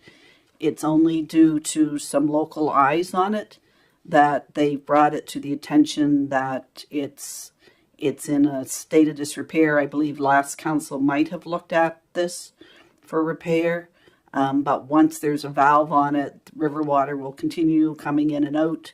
So it will continue to be clean and flushed and circulate, which is really important for bodies of water. So any other questions or comments? So understanding that we're waiting for approval or a note from the Nova Scotia Department of Environment and also for the insurance. I'll call for question and I'll call for question on the second motion. All those in favor?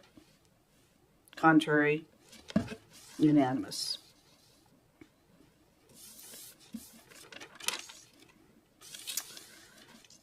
Library renovation final draft design, Ms. Johnston, Accessibility and Inclusion Coordinator.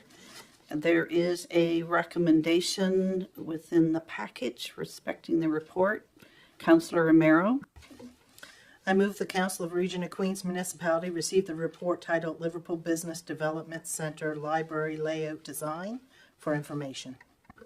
Seconded by Councillor Brown. Ms. Johnston. Good morning.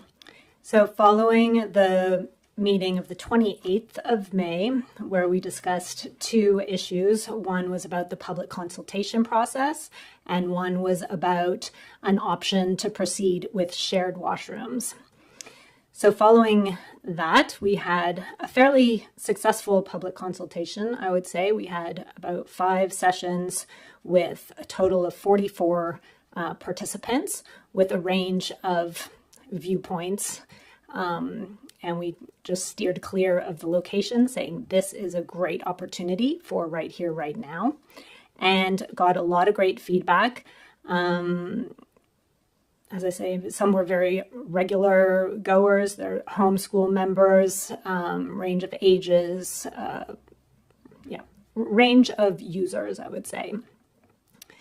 Not as many non-library users as I would have liked to hear from, but so it is. Emphasizing accessibility, as we know, flexibility, and I'd say the main point that came from it was not to spend too much in that place in the hopes that maybe someday a future would happen. So they liked the modular pieces, the approach with, prefab that could be moved. That's pretty much it. The notes are online and I can give more details, but it pretty much corroborated everything that the library was asking for and what we thought was important in a public library for a range of users. Right. The one consensus that I wanted to mention about spending where it could not be relocated would be the value of a fairly heavy acoustic retractable wall between 2 program spaces to create a bigger space, because they find their user groups are actually increasing. And if you have more than 40 people in the 600 square feet, it gets crowded. So these acoustic retractable walls are very heavy. They're top hung. They're not coming from a drop ceiling. So we would need to put in a steel beam. We would need some engineering fees. I still expect all of this would be within the budget. So that was the one place where public sort of approval was to have spending in the building that wouldn't be able to move. From there, we did discuss the bathroom options, and as much as the efficiency was recognized and appreciated, when it was put to the tenant, in fact, we did not get approval, and we studied our lease agreement, and there's a non-disturbance clause, and to be fair, they have been disturbed with the HVAC, changing spaces, all of that. So we recognized that, this was probably not an option as we had thought. So we're moving ahead with a back central space. We can put in some plumbing there, pulling from the Belleville pipes. And Right, so there we have the layout that you can see. Some individual stalls at the back. We're really going for private, non-gendered, universal. This design does not have the child's toilet, which I hope to get in. And you see the shared program rooms with a dividing space and a kitchen program space, or a messy program space where we can pull plumbing from the sprinkler room on that front facade.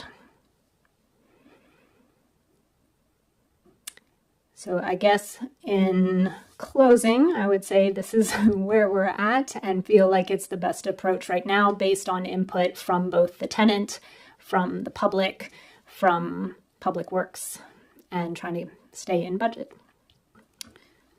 Thank you, Ms. Johnston. It was disappointing because we all had so thoroughly discussed how we could do those washrooms, but as they are now, and I think perhaps as a suggestion for future meetings at another date, when we review these parts of our package that have this type of information on them, it'd be wonderful if they were somehow split screened so viewers could actually see what we're talking about. But I just wanted to make note that it is a bank of universal washrooms, which means all genders.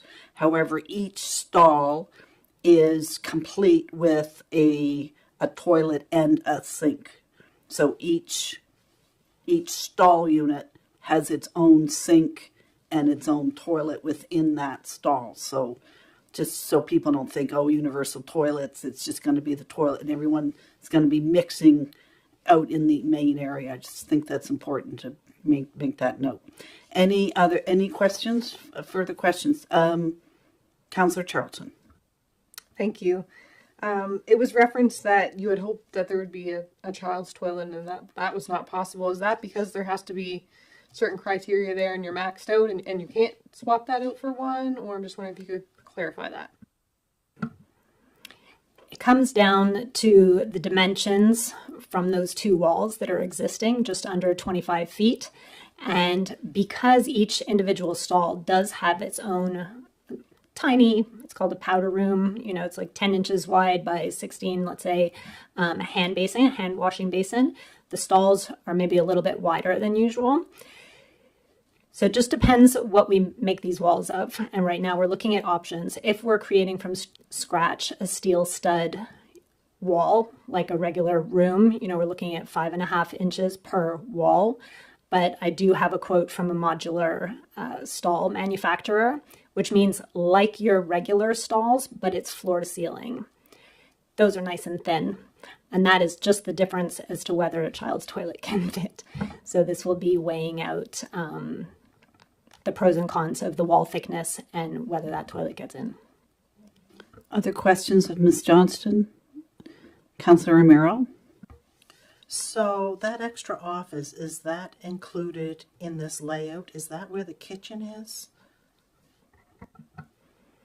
So when you say extra office, maybe I'll describe sort of in a clockwise manner and for people who can't see.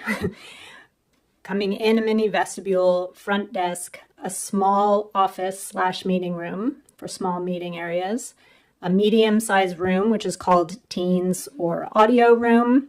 We have the bank of bathrooms. We have a double program room, and we have a third program room, which is called kitchen, and that's a messy program room. It's not a private staff kitchen or office necessarily. It's where they're doing slime. There's bread club.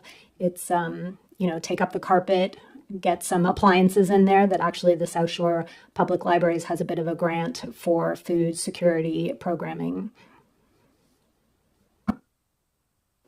The extra office I was referring to was to the right. They were using it as a training room.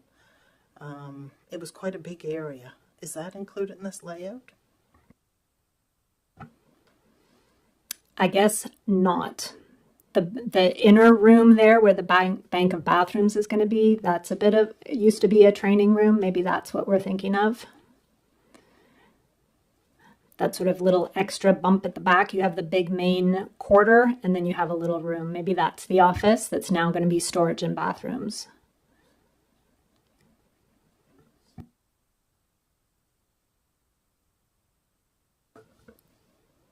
Are you finished? Yeah. Councillor Brown? Yeah, when I look at the bathroom layout, it looks very similar to what they've done out at Kedgie Park, with like an entry hallway, but each stall is a separate standalone unit with solid locks on the doors, not just the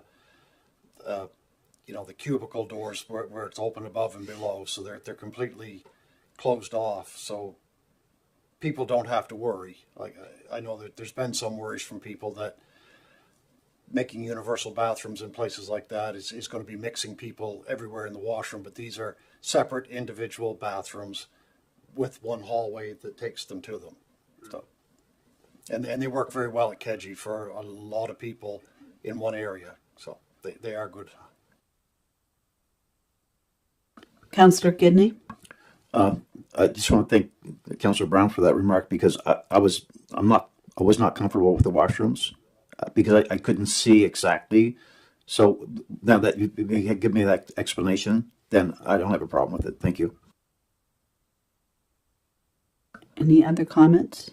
Councillor Charlton? Thank you. Just to Councillor Amiro's point, and I have a follow-up question as well.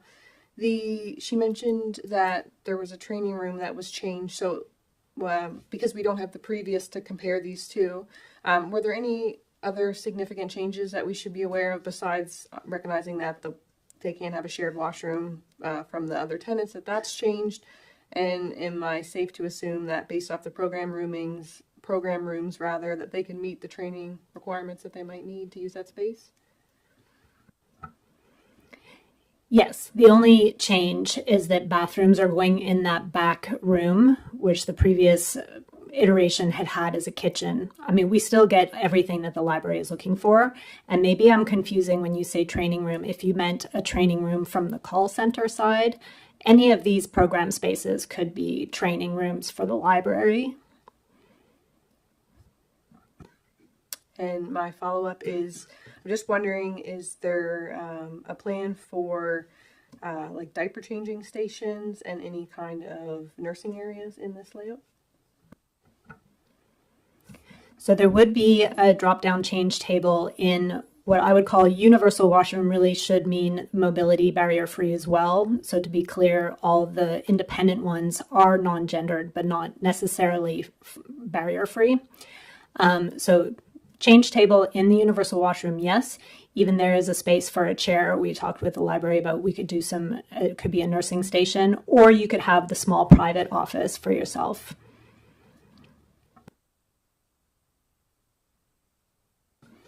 You made note that the kitchen is not a staff kitchen.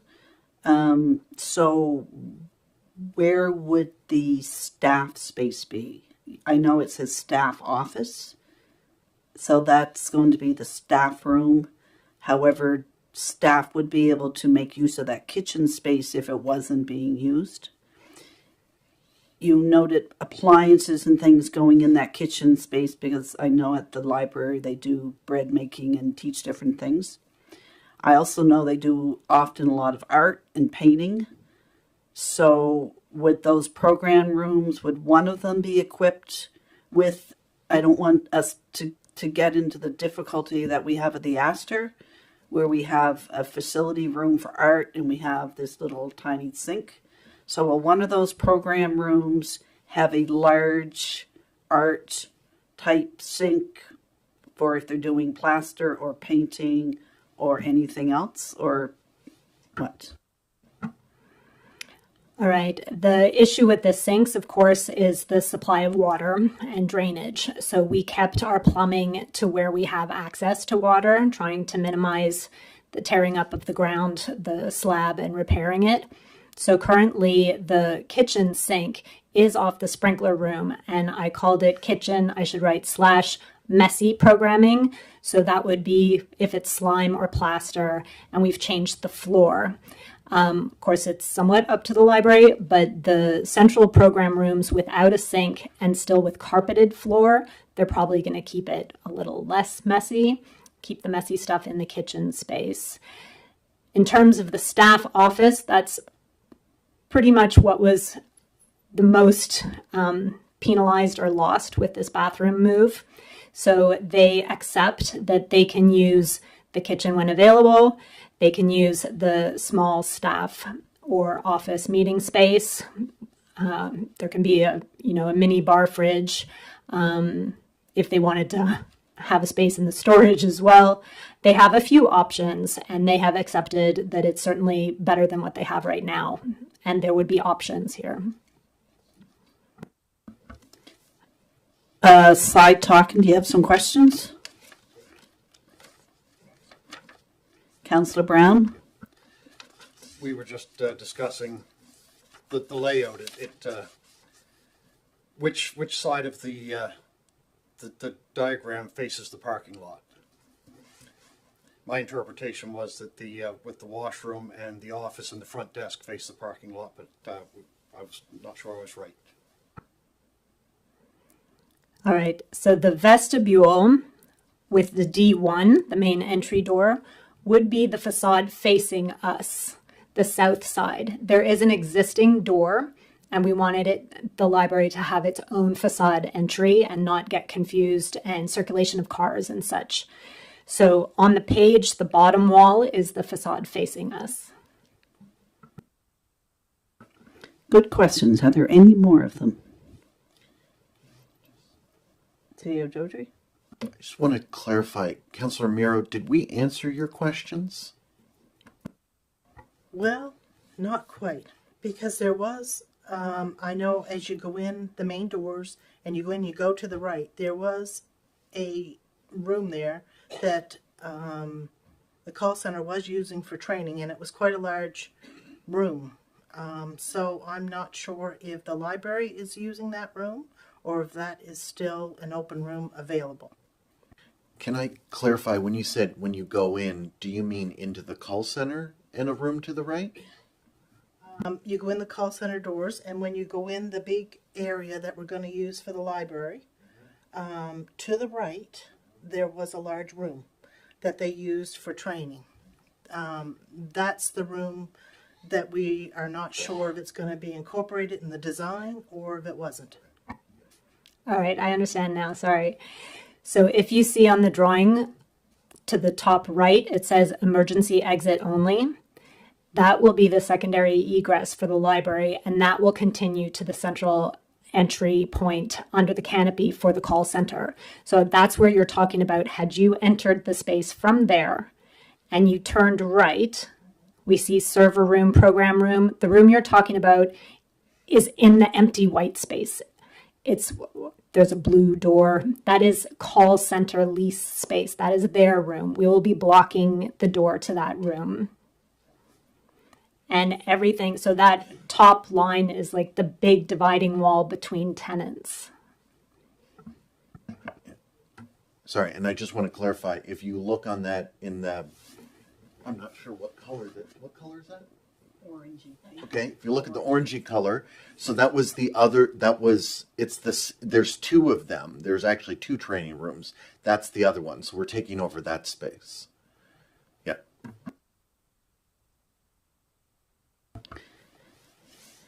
Any other questions? If not, I'll ask for the question on receiving the report. All those in favor, acknowledging they've understood the report, signify by saying aye.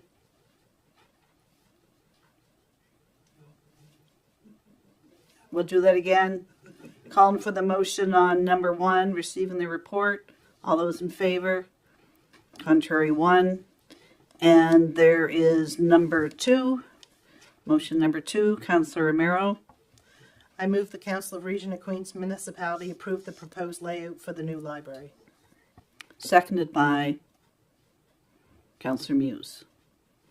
Any questions respecting this? Call for the question. All those in favor, contrary. 7.7. Director Vino, Director of Corporate Services. As we are preparing for our 22-23 audits to be complete, there's some things that we need to do. So the first recommendation is respecting the report. Councillor Brown. I recommend that the Council of the Region of Queens Municipality receive the report titled Leave Accrual Detail for Information. Seconded by Councillor Charlton. Ms. Vino.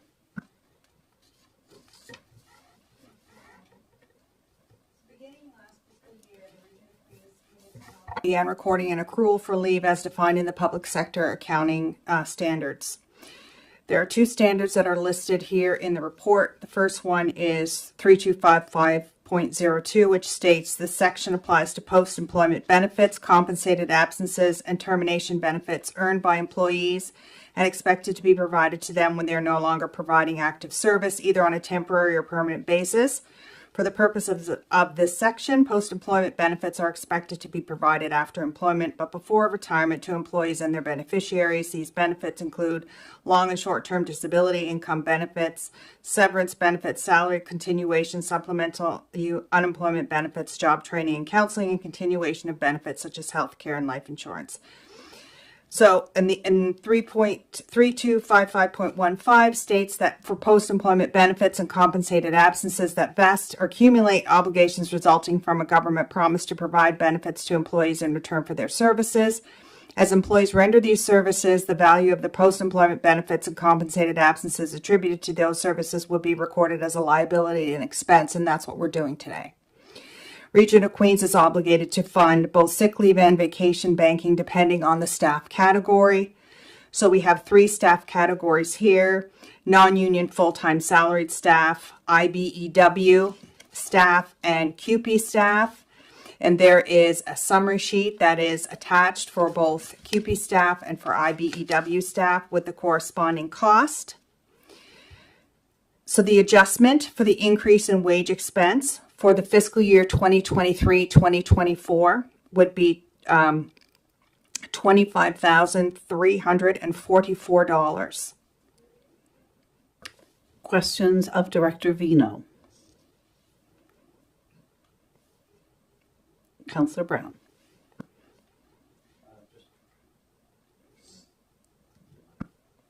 Just like to mention that this was brought to the Audit and Internal Control Committee, and it was completely vetted by that committee to make the recommendation to bring it to council, and it was deemed appropriate at that time. Thank you. Any other questions?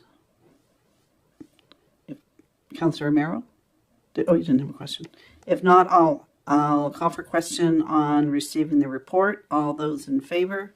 Contrary, 1. And there is a second recommendation.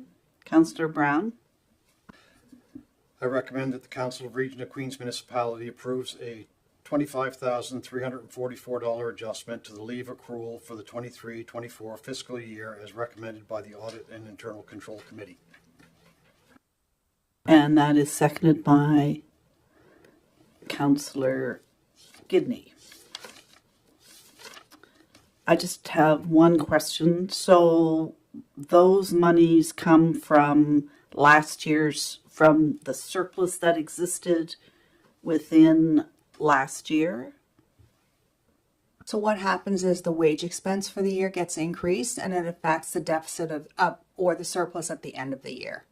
It just increases the wage expense by the $25,344, and which in turn falls to the deficit or the surplus at the bottom line at the end of the year.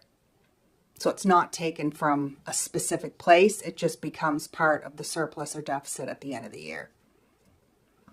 Thanks. Are any other questions? If not, I'll ask for the question. All those in favor, signify by raising your hand. Thank you. 7.8 deals with other receivables, and council will note that within the last item, there is also the minutes from the Audit Internal Control Committee, which thoroughly also explains these matters. So 7.8 is dealing with other receivables uncollectible, And there is a recommendation respecting the report. Councillor Brown.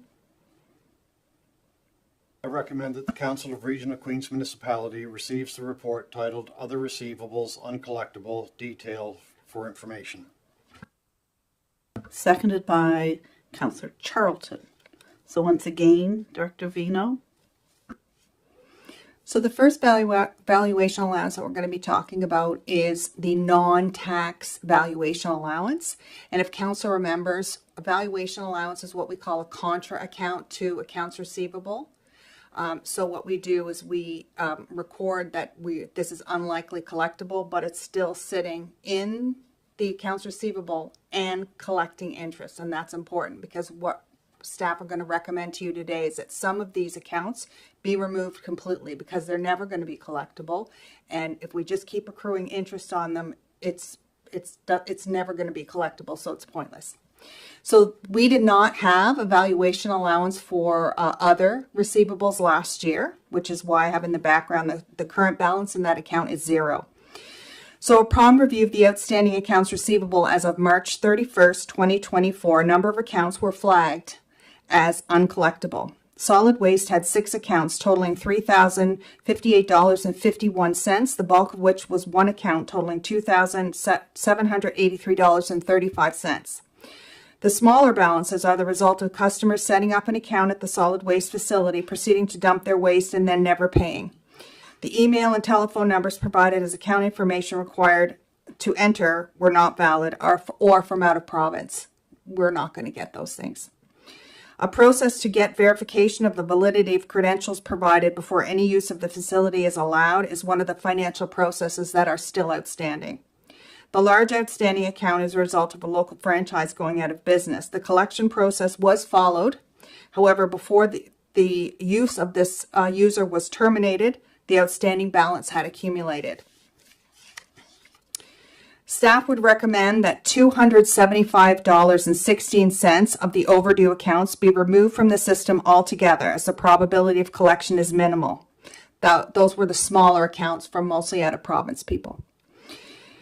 The remaining $2,783.35 be added to the non-tax valuation allowance.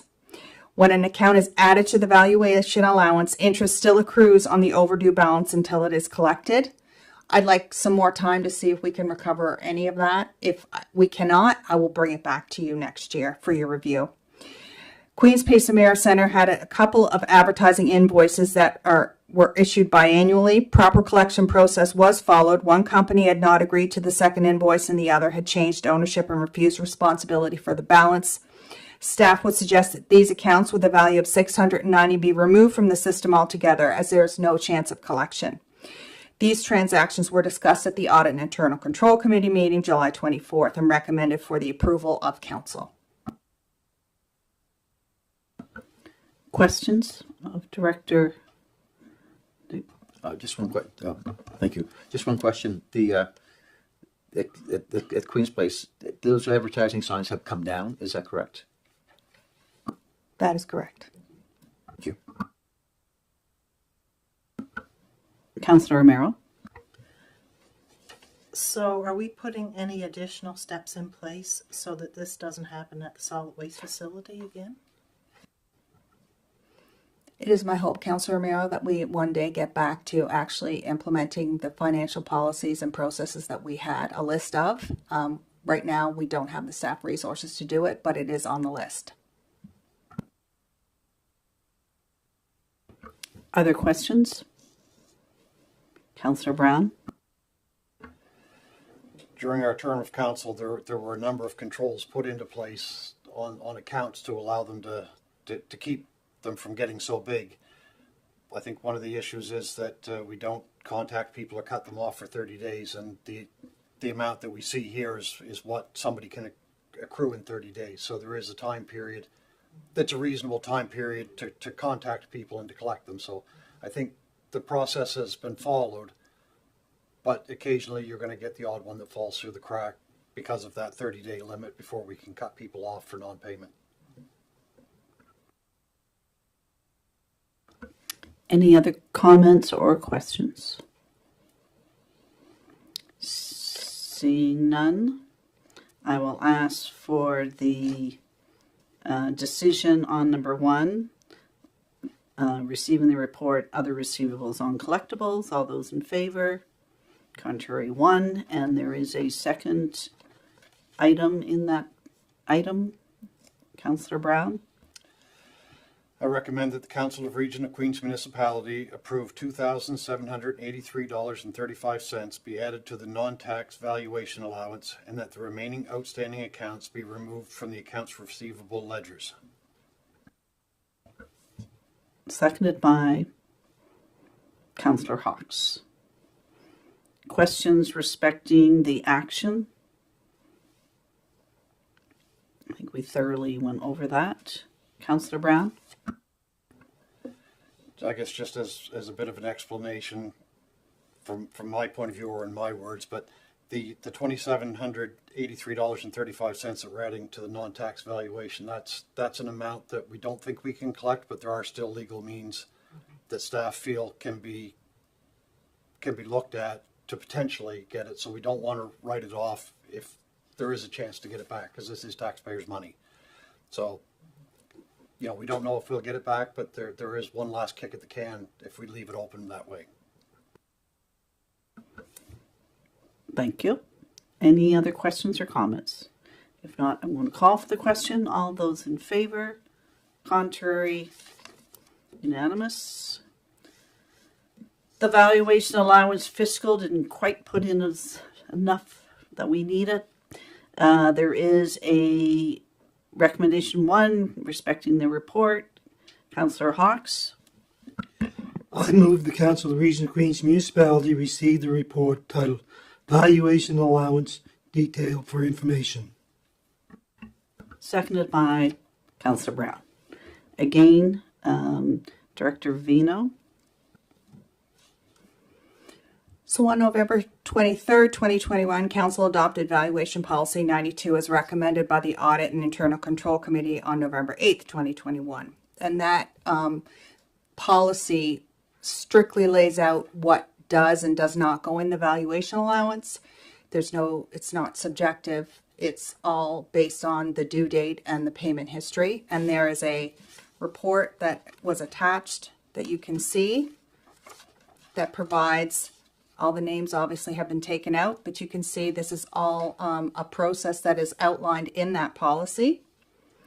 So the accounts receivable for tax has been reviewed by staff using the method that is specific to Policy 92. A summary document is attached for your review. This recommendation was approved by the Audit and Internal Committee.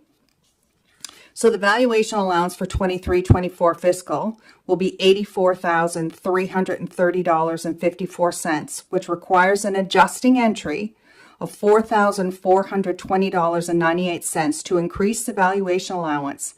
This will increase the uncollectible taxes by $4,420.98. The budget for uncollectible taxes was $10,000. So we've come in under budget for the year. But what this entry is an adjustment to, it was at this, now it has to be at this. So what you're seeing, that $4,000 is the adjustment that needs to be made to the account. Questions?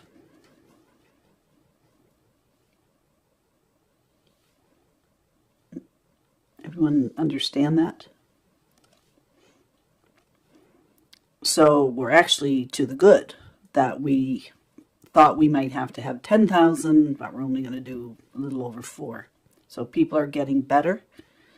It's a reflection of our collection team, I suspect. And there are many calls, and we keep on the cases. If there are no questions, I will call the question for the report. All those in favor of recommendation number 1? Contrary 1. And recommendation number 2. Councillor Hawks? I move that the Council of the Region of Queens Municipality approve $4,420.98 be added to the valuation allowance for the 2023 2024 fiscal year. And that is seconded by Councillor Brown. Any further questions respecting this action? If not, I will call for the question. All those in favor? Passed.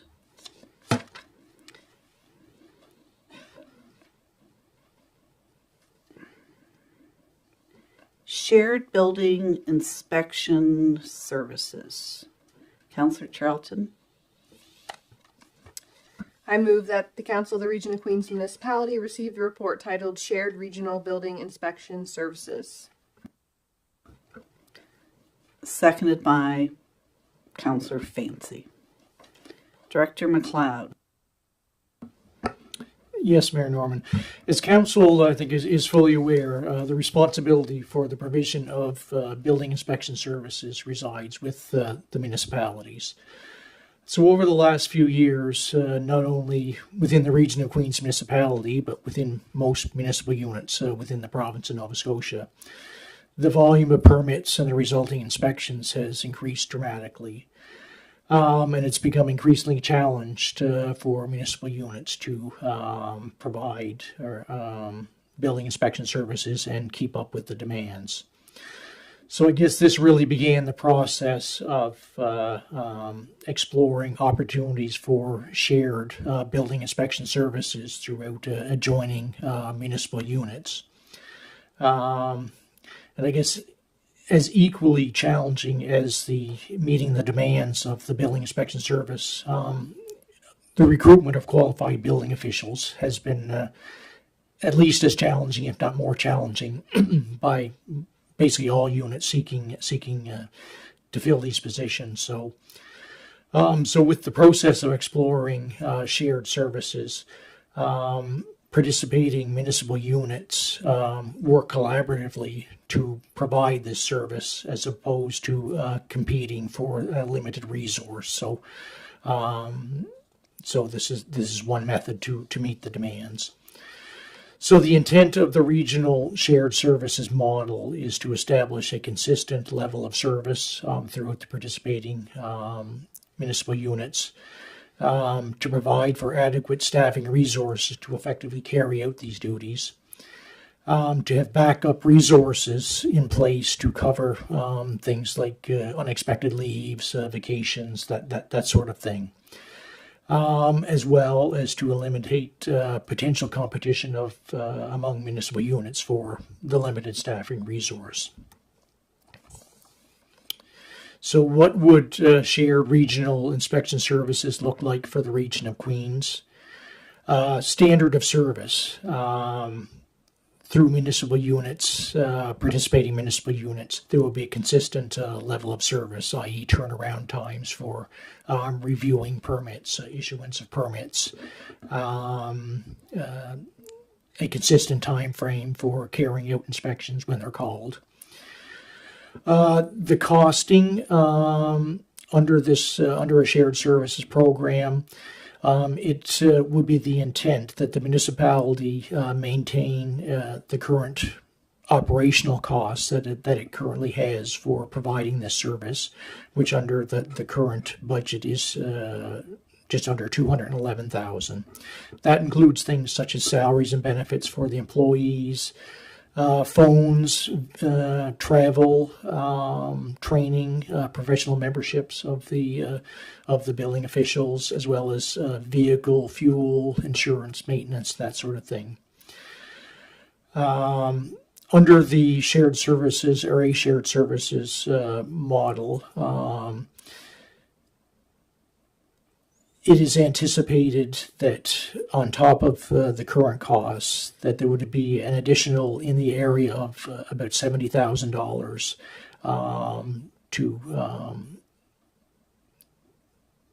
to carry out this service under the shared services. So that would be the operational costs. As well, there are some capital contributions that would be incorporated, and that would include vehicle replacement allocations. Right now, the municipality has 2 building inspection vehicles, which we pay for through our capital budget.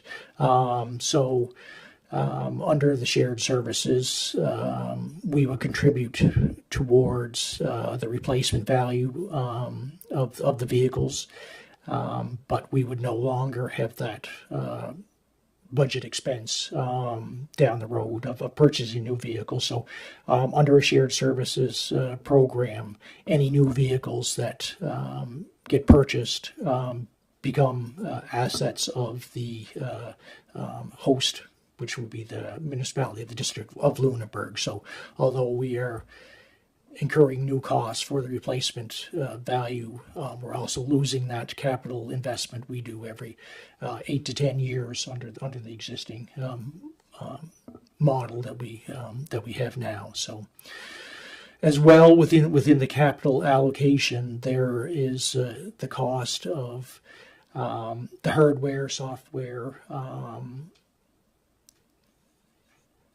technology that will be utilized to implement a digital permit tracking system, which council has discussed over the years, that we were working towards an online permit tracking, as opposed to the strictly paper-based system that we utilize now. So it's really bringing us into current times and standards for processing permits. So with that, the cost, or the total anticipated cost of the building inspection service would be in the vicinity of $106,000. So fees and revenues, I guess under shared services, there would be a standardized method for calculating building permit costs, which varies significantly between municipal units. So there would be a standardized process for that. But under the shared services, the municipalities would still keep any revenues that are generated through the permitting process. As far as staffing, the Region of Queens Municipality currently has 2 building officials. It is the intent that under the shared services that we would retain 2 individuals here in the Region of Queens. They would still be employees of the Region of Queens Municipality, but would be under the day-to-day direction of the host unit, being a municipality of the District of Lunenburg. So they would look after the day-to-day operations of that inspection service. So under the shared services, the participating units would have access to a pool of 10 full-time and 3 part-time positions for providing of the inspection services. I guess as an example, under shared services, if there was similar inspections in a general area, we may draw on the resources, or the shared services draw on the resources to send a building official, be it from Queens County, to go into Lunenburg County to carry out an inspection, or vice versa. So it's a more streamlined process, or efficient process. So as an administrative support, that would still be the responsibility. We would still have our own administrative support looking after or supporting the building officials that would still reside within our building, so that would not change. So the benefits of a shared service building inspection, one of the big ones right now is the ability to have access to certified level 2 building officials. Right now, our building officials are both certified as level 1, which means they can only carry out a certain level of inspection. And then we're relying on a current agreement we have with Municipality of District of Lunenburg to come in and help us with those inspections that require a level 2 inspector. So Municipality of District of Lunenburg's current inspectors, I think most of their inspectors are at the level 2. And I guess as an aside to that, the Municipality of the District of Lunenburg has sent notification that any agreements, previous agreements that were implemented for whatever reason for building inspection services. We have a 90-day notice of termination of that of any agreements that are currently in place. So as of October 10th, we are losing that ability to draw on modals level 2 building inspectors to carry out our level 2 inspections. So under the digital permit tracking software, it's like I say, it's bringing us into this century of permit tracking and records retention for building inspection services. It totally automates the system and makes it much more effective and efficient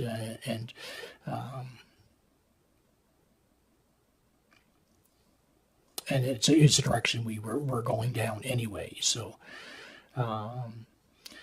so copies of the draft shared services agreement and the secondment agreement for the municipal employees to Modal are attached to the staff report.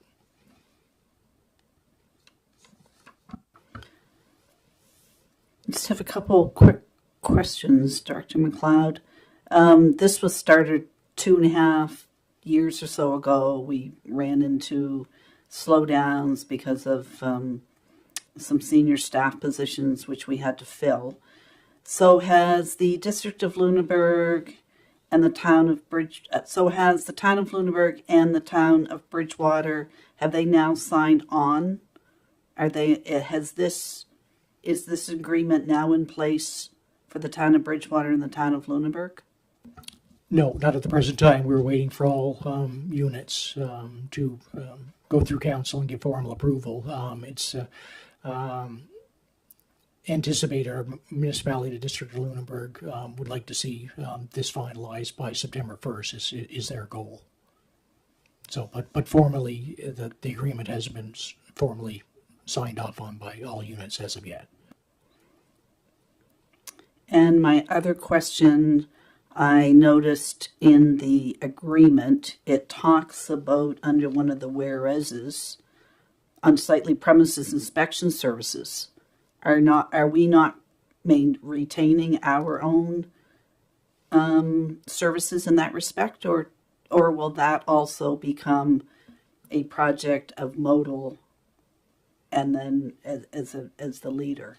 No, we're strictly looking at the building inspection services. We're still going to retain bylaw enforcement that administers dangerous or unsightly as it currently is. That will not be part of what's provided to us. So the draft agreement will not look like this when we sign it, because it does mention that. So this draft agreement, because there's dates wrong in it, it has because it mentions April 1st, 2023, which is what council had previously strove for, and then some things happened. So we will not include the unsightly inspection services. We'll retain that. And our current 2 employees, our building inspectors, remain our employees, but according to this agreement, any future employees, or if the region, they all become employees of Modal. That's correct. And also, I believe no, I'm just asking some questions. I'm not making any debate. I'm just simply asking some questions. And my other question would be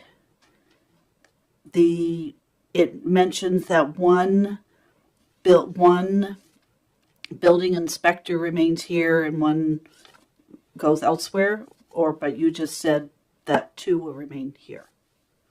That's correct. I guess under the agreement, and this goes to all municipal units, that at least one building official would remain with, but it's the intent that both of our current building officials would still be officed here at our building. Thank you. Other questions councillors may have?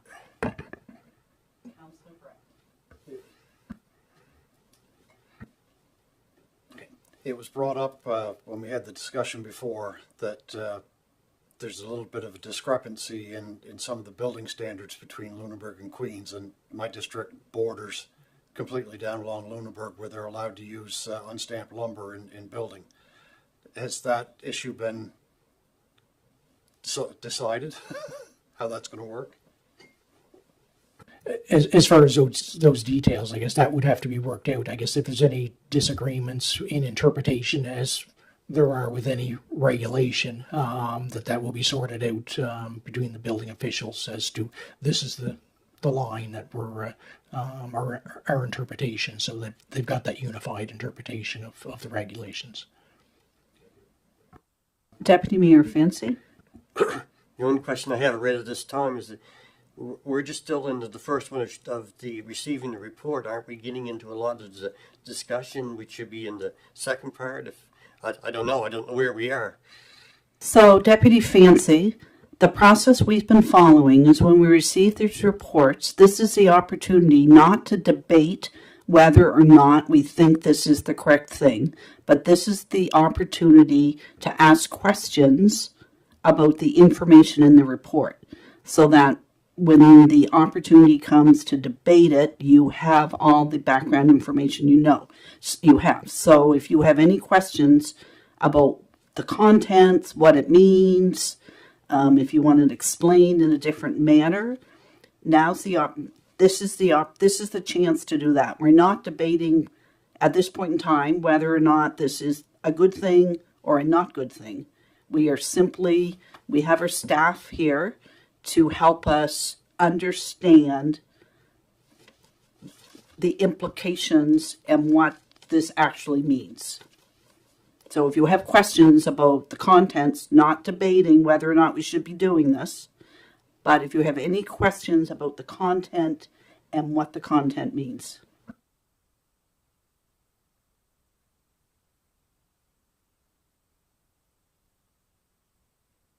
So did you have any questions about what the contents of this? I do, but I still think it falls in the second section as well, so I'll talk about it then.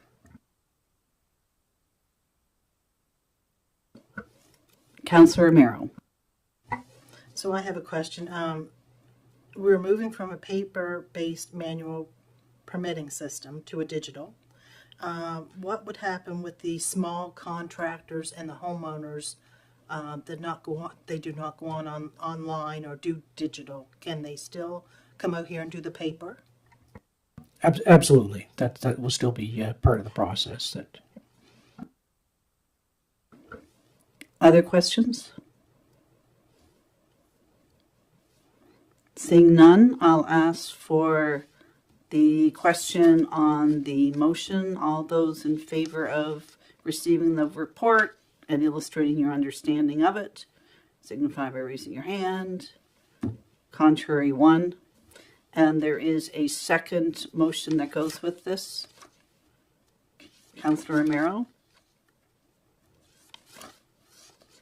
Charlton, sorry. Just checking. I move that the Council of the Region of Queens Municipality authorize the Mayor and Chief Administrative Officer to enter into a shared services agreement with the Municipality of the District of Lunenburg respecting provision of building inspection services. I thank you, and it's seconded by Councillor Brown. Questions respecting whether or not we should enter into this service agreement? Any questions? Deputy Mayor Fancy? Yes, there's a few of them that I'm just not quite clear on. You say that we have the two positions here. Would then these two positions belong to modal? Is that what you're saying? That's the first part, anyway. No, they're still employees of the Region of Queens Municipality, but the day-to-day operations, there's going to be a manager that oversees the shared services program. So basically, they'll be organizing where the inspectors go on a day-to-day basis. So they'll have the day-to-day management of those positions, but they will still be employees of the Region of Queens Municipality. So now with the vehicles, we have two vehicles, so we're going to be giving up our vehicles, and it's going to be part of a pool that will be for the whole group, right? So then that means there will be a vehicle or so here where for our people to be able to use, because we've needed them in the past. So does that mean that we still will have 2 vehicles here, or is that yet to be determined?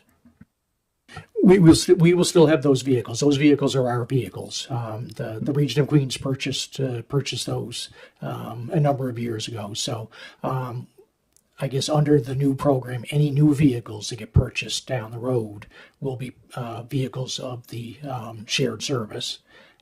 So we pay a contribution towards the replacement of those vehicles, because 5-6 years down the road, those vehicles that we currently have will need replacing. Those vehicles will become assets of the shared service, and we are paying contributions on an annual basis towards those replacements, as opposed to if they were just our vehicles. Every 8 years or so, we're budgeting $70,000 for the purchase of a new vehicle. So we're not going to have that under the shared services. We're just doing the annual allocation to the shared service for the eventual replacement of those vehicles. But that doesn't change the number of vehicles that we are currently using within our jurisdiction. So going along with that, wouldn't it be beneficial to sell our vehicles off, because we're going to be putting money into the shared vehicle services and getting nothing from it because we're using our own vehicles, and so we'll be paying for them plus paying for our own at this particular time? Or would it be better to then in turn, if we're going to use it as a fleet and we're going to be paying into it, why are we paying in there and then running our own too? I don't know. It's just a question. those assets still obviously have value. So I guess that's all going to roll back in, because we're paying for, as part of the overall service, a replacement cost for, I guess, the fleet of vehicles under that service. So it's going to increase our costs to sell those vehicles. So we're going to utilize those current assets that we have until they are no longer of value, and then look at that replacement down the road. If I could I just want to jump in and clarify. So Modal and the other partners, there's an inventory of what we're bringing to the table. So their expectation is we're bringing those vehicles to utilize. If we weren't bringing them, I think the cost would go up. So either way, we sort of need to supply the vehicles, or there's a cost to then get vehicles for them to use. So I appreciate the comment. I'm not sure it would be advantageous for us to do that, but I appreciate where you're coming from. So I see what you're saying is with those vehicles in there, that's 2 less vehicles they have to buy at this particular time. So that would be a less cost. I wouldn't think that they'd buy all those and see we're paying double. That's what I'm going to say. If they're going to put in 10 vehicles and we're paying for that and paying for this too, it wouldn't make sense. One other just quick question here is did I read, or maybe I read it wrongly, about the dangerous and unsightly? Is that part of this, or no? That would be not part of the service. We're still going to retain that as a separate. We have staff that are currently looking after that aspect of things, and that will continue on as currently is, and not part of this agreement. It's a pretty in-depth document, Councillor Muse. I have a few questions. I'm not really in favor of all of these, but so it says here, all new hirees will become the employees of the lead agency. So, say Tim retires and we go to hire somebody else on, they won't be out of this office, they'll be out of Modal. I guess they would be, I guess, as far as an employee, they will be employee of the shared service, or of Modal, but they're guaranteeing at least one position, and I would assume that we would have both of those positions still here, but they're guaranteeing at least one of those positions is going to be here, so we'll still have a person at the municipal office here. Okay, so the next question is right here, number 11. At least one staff will be based at the region in Queens. So does that mean we're going to lose one and they're going to be based out of Lowell or not? Certainly not under current staffing. It's the intent that both of our current building officials will remain at our office to provide those services. So.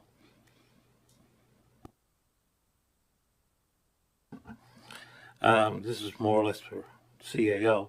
So the wage rates for the RGQM staff will be needed to adjust it to standard size salaries. Is that already being done with the salary? I think we wanted to make sure where council stood on this, and then we will go back and have a conversation with them about, for example, our wage review to make sure things align. Yep. All right. So the number of inspections, the cost is going to go up 70,000. Is that because we're going into the new program that we don't have yet, or and all the different places are going to have it, or what the 70,000 consists of? I guess the 70,000 is the increase in operational costs, where the lead agency, being Modal, is looking after the management of those positions and the inspections of that. It's essentially equates to an additional staff person. I guess the capital costs are on top of that, the vehicle allocations and the the implementation and management of the permit tracking system. So the $70,000 is operational costs for that share, our portion of the operational cost for the shared service.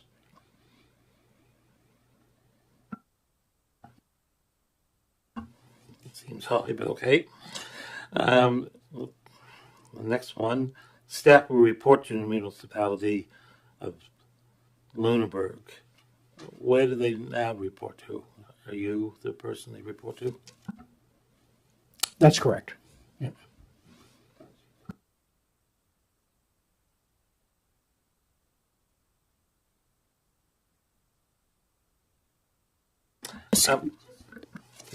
Just continue on, Councillor Muse, until you're finished.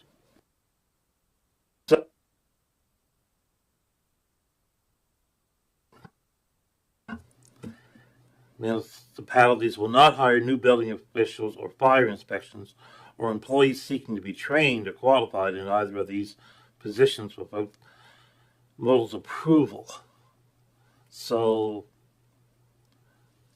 right now, I don't think we have a fire inspector, do we? Or are we looking at hiring any? Or I guess fire inspection services are provided under our building officials. They're actually titled building/fire officials, so they're carrying out those services.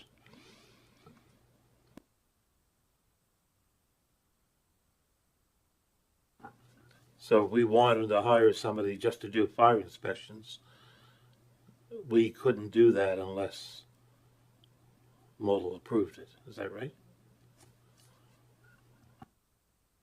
Under this, yes, but they that additional resource, and it is our intention to look at hiring at least a part-time fire official. So,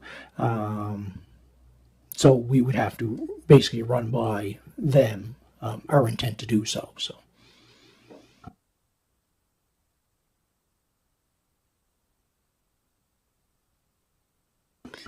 Thank you, Councillor Muse. Councillor Charlton. Thank you.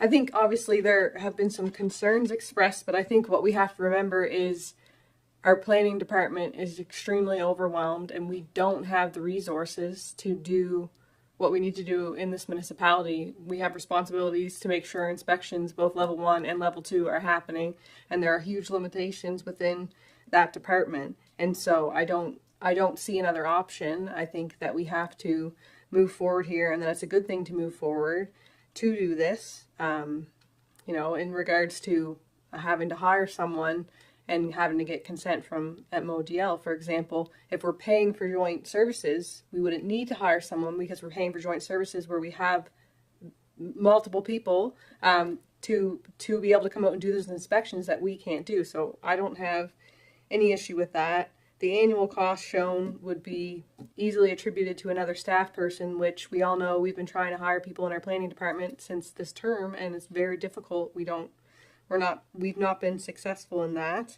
And if you think of an area like Councillor Brown's, where he's on the line of Queens County versus Lunenburg County, there are many inspectors coming out because they have a bigger pool doing inspections on their side of the line, and they could drive down a street and do 3 or 4 more while they're there. So I think that this makes sense, and we're growing, and we need to be able to meet our requirements to do inspections, and so I'm supportive of this. Thank you, Councillor Charlton. Other comments? Councillor Brown? Yeah, like Councillor Charlton said, that the cost increase is pretty much in line 50% with us adding one more staff position, which we gain that usage or the coverage. It's a surge. We have a pool of people, and not everybody's going to be busy at the same time. So, you know, everybody's going to be covered. It should speed things up, which is the goal of every contractor or home builder. It gives uniform building inspections across the counties at the county line, because it's a little apples and oranges right now, and people really complain about it quite consistently. And the last couple of days I've been on MODL's building inspection site, the electronic version of it. It actually works quite well. My daughter's getting ready to build a house in Lunenburg County, and their system is very, very easy to use. It's fillable forms online.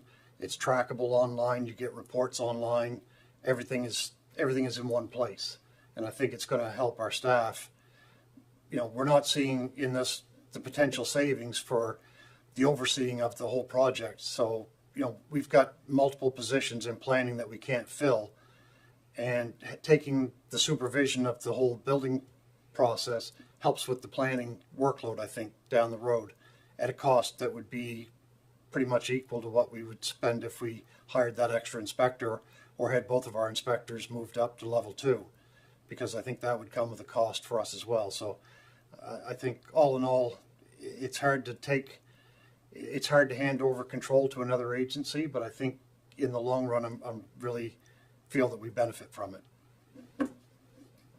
And before C.A. Jodry comes in, if you read the draft agreement, which will have to be changed for dates and things, there's always a way out. If a future council says, there's always mechanisms to go back. C.A. Jodry? Does anyone else wish to speak? He just wanted to make a comment. Deputy Mayor Fancy? Yeah, so when we ask all these questions, it's only because we want to see how this all is we don't go sign a blank check. We're all asking questions because we want to feel all comfortable about this. As far as joint services go, I think it's incredibly good. We've looked at the building permits and how far they get behind. I think it said in this documentation that within 2 weeks you're going to get. Well, a lot of people would love to get their building permit within 2 weeks, and we have. With people with vacations, sickness, we're limited to our pool of what we have. And when people are off and they're not available, that means permits get put further and further back. We don't want to discourage anybody from building here or moving here because of permits or things like that. So I think it's getting into the new age to be able to get things online, to be able to share the services so you can get to each one person, can go to multiple spots when they come. I'm all for that. It's just we need to ask all these questions, too, to feel comfortable when we vote. CEO Jodry? Just through the discussion, I want to mention a couple of things. So just for clarity, and I think maybe in hindsight we could have sort of spelled this out in the report a bit better, but what we're doing is we're increasing the level of service, and then there's an associated cost with that. Then we're using a shared services model to deliver that. So there's sort of two things happening here at the same time.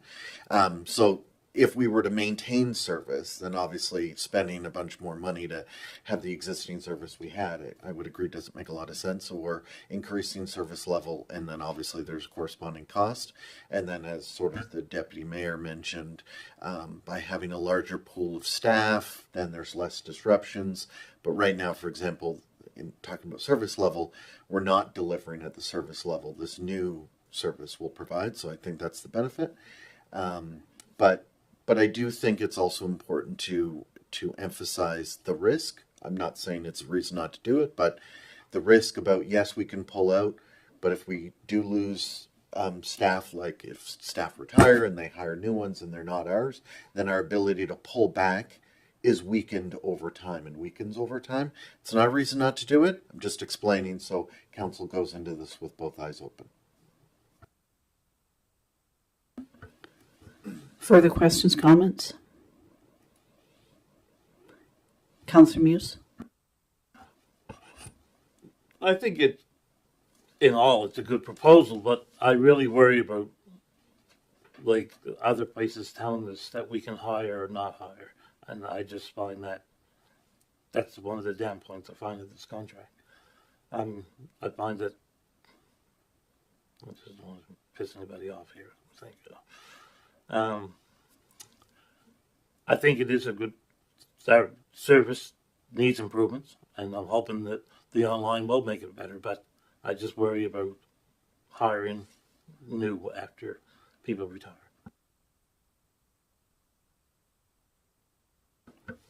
Justified comment. Any other questions? It's a big step. But as CEO Jodry said, it improves our service delivery for our residents.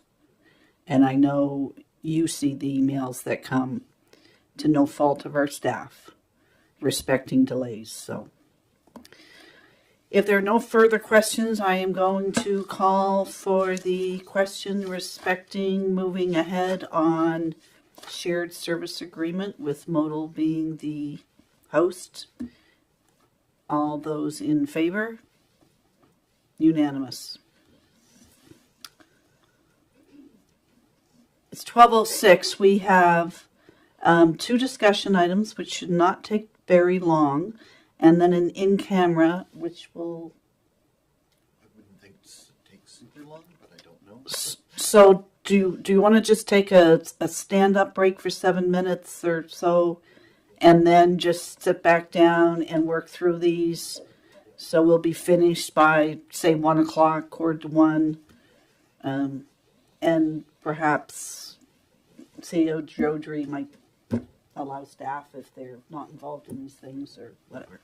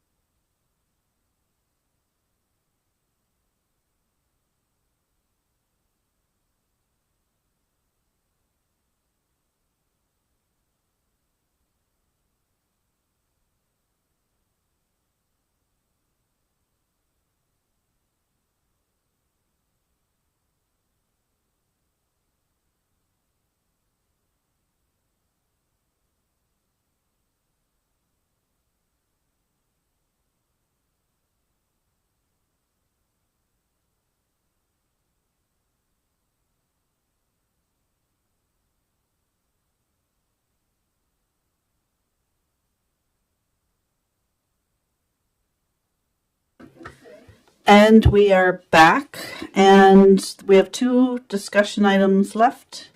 Endorsing Nova Scotia Coalition for Healthy School Food. Councillor Charlton, you asked this to be placed on the agenda. Yes, thank you. So as everyone's aware, there was a recent presentation about this with consideration for the Region of Queens to endorse the Nova Scotia Coalition for Healthy School Food. So I'm just requesting this to see if there is majority to do so, so that we could send a letter of endorsement to this group. Comments?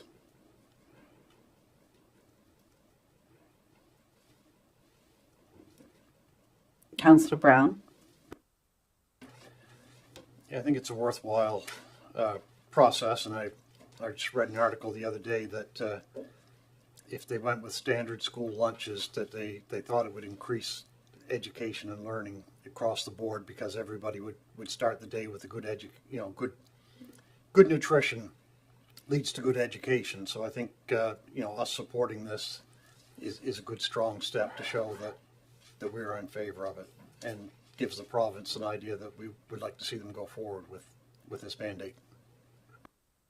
And we have heard, provincially, they have announced that they are going to be doing food services, I believe, in the elementary schools first, and then they're going to be rolling it out. I'm just questioning to CAO Jodry, are there any pros or cons? I recall at the presentation, several municipalities and other groups were signed on. There was no request for any funds or monies. It was just simply to show support. So just for our CAO's opinion or facts or values on this. Yeah, I think a motion from council voting in favor of the mayor writing a letter of support to them is important. I think anytime council makes decisions like supporting something, they should make a motion to do so. And then I think as long as we make sure the letter doesn't make a financial commitment, then I think it's within the scope. So I think that's a good idea. Yep. And yeah, food in schools, great.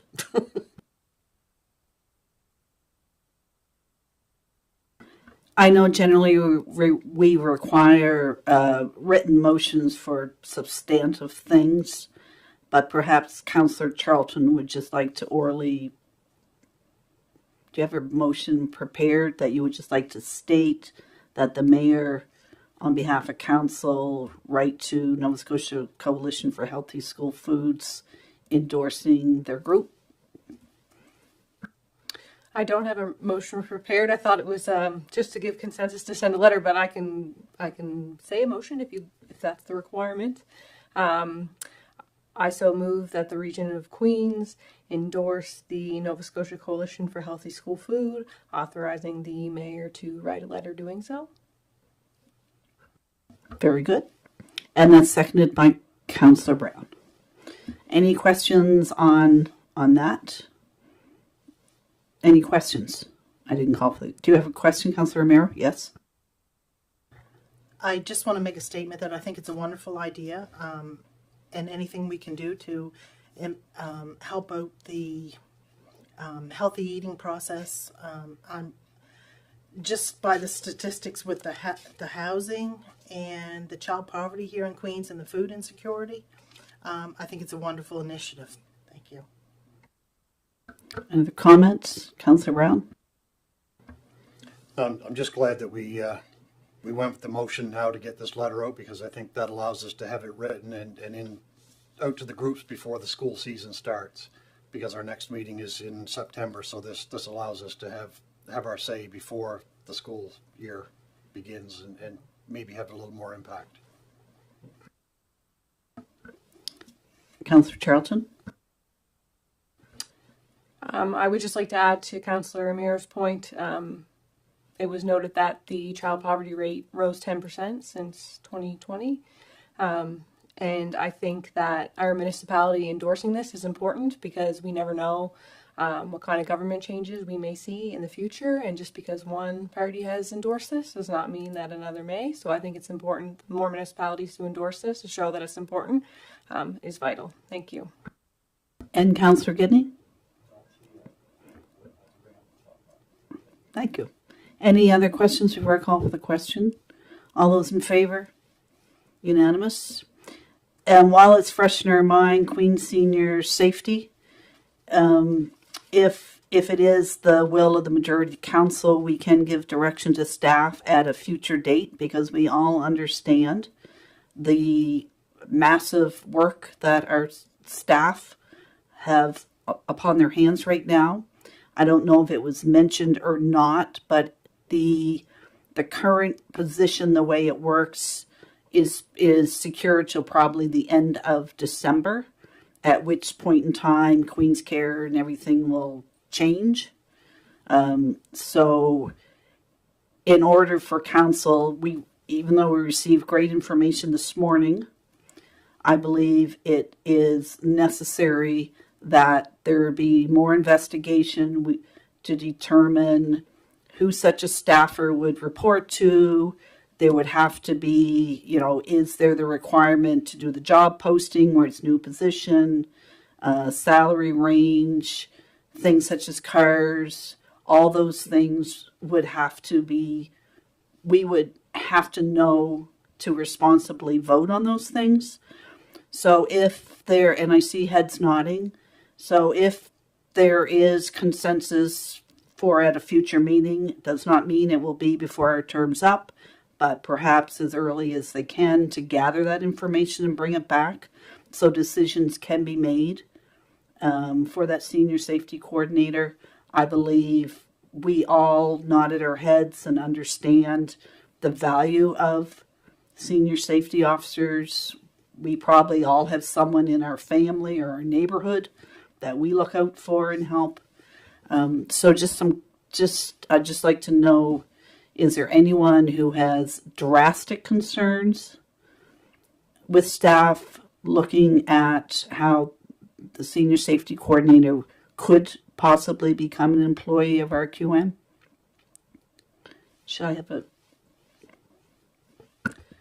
No concerns about that, but recognizing that we would need to see the bigger picture, and I don't know that it will be this group who sees the bigger picture.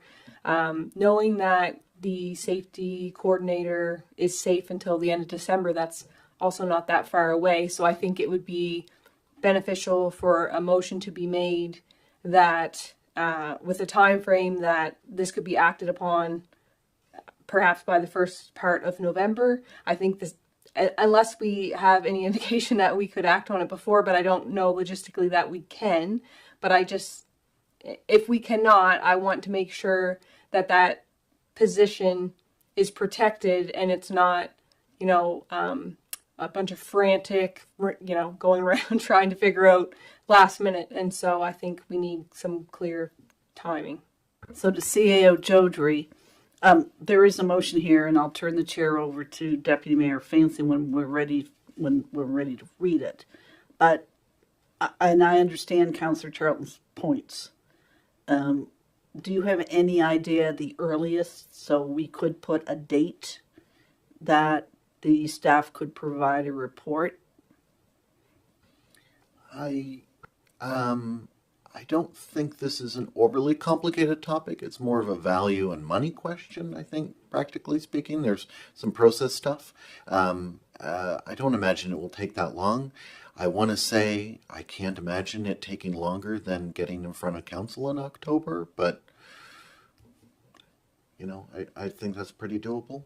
So the first meeting in October? Mm-hmm. Sounds great. So, Councillor Romero?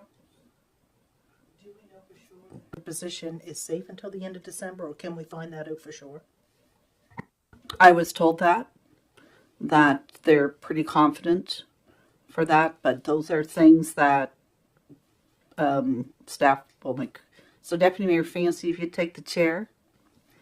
I so move that the Council of Region of Queens direct staff to provide a report on the municipality taking over responsibility for the senior safety program by the first meeting in October, by the first council meeting in October. And Ralph seconded. Is there any other discussion on the matter before we vote? If not, all in favor? Contrary minded, so carried. That ends the end of our public discussion and recommendations. I need a motion to move in camera for one item. So moved by Councillor Gidney, seconded by Councillor Romero. All those in favor? Yes. So if our guests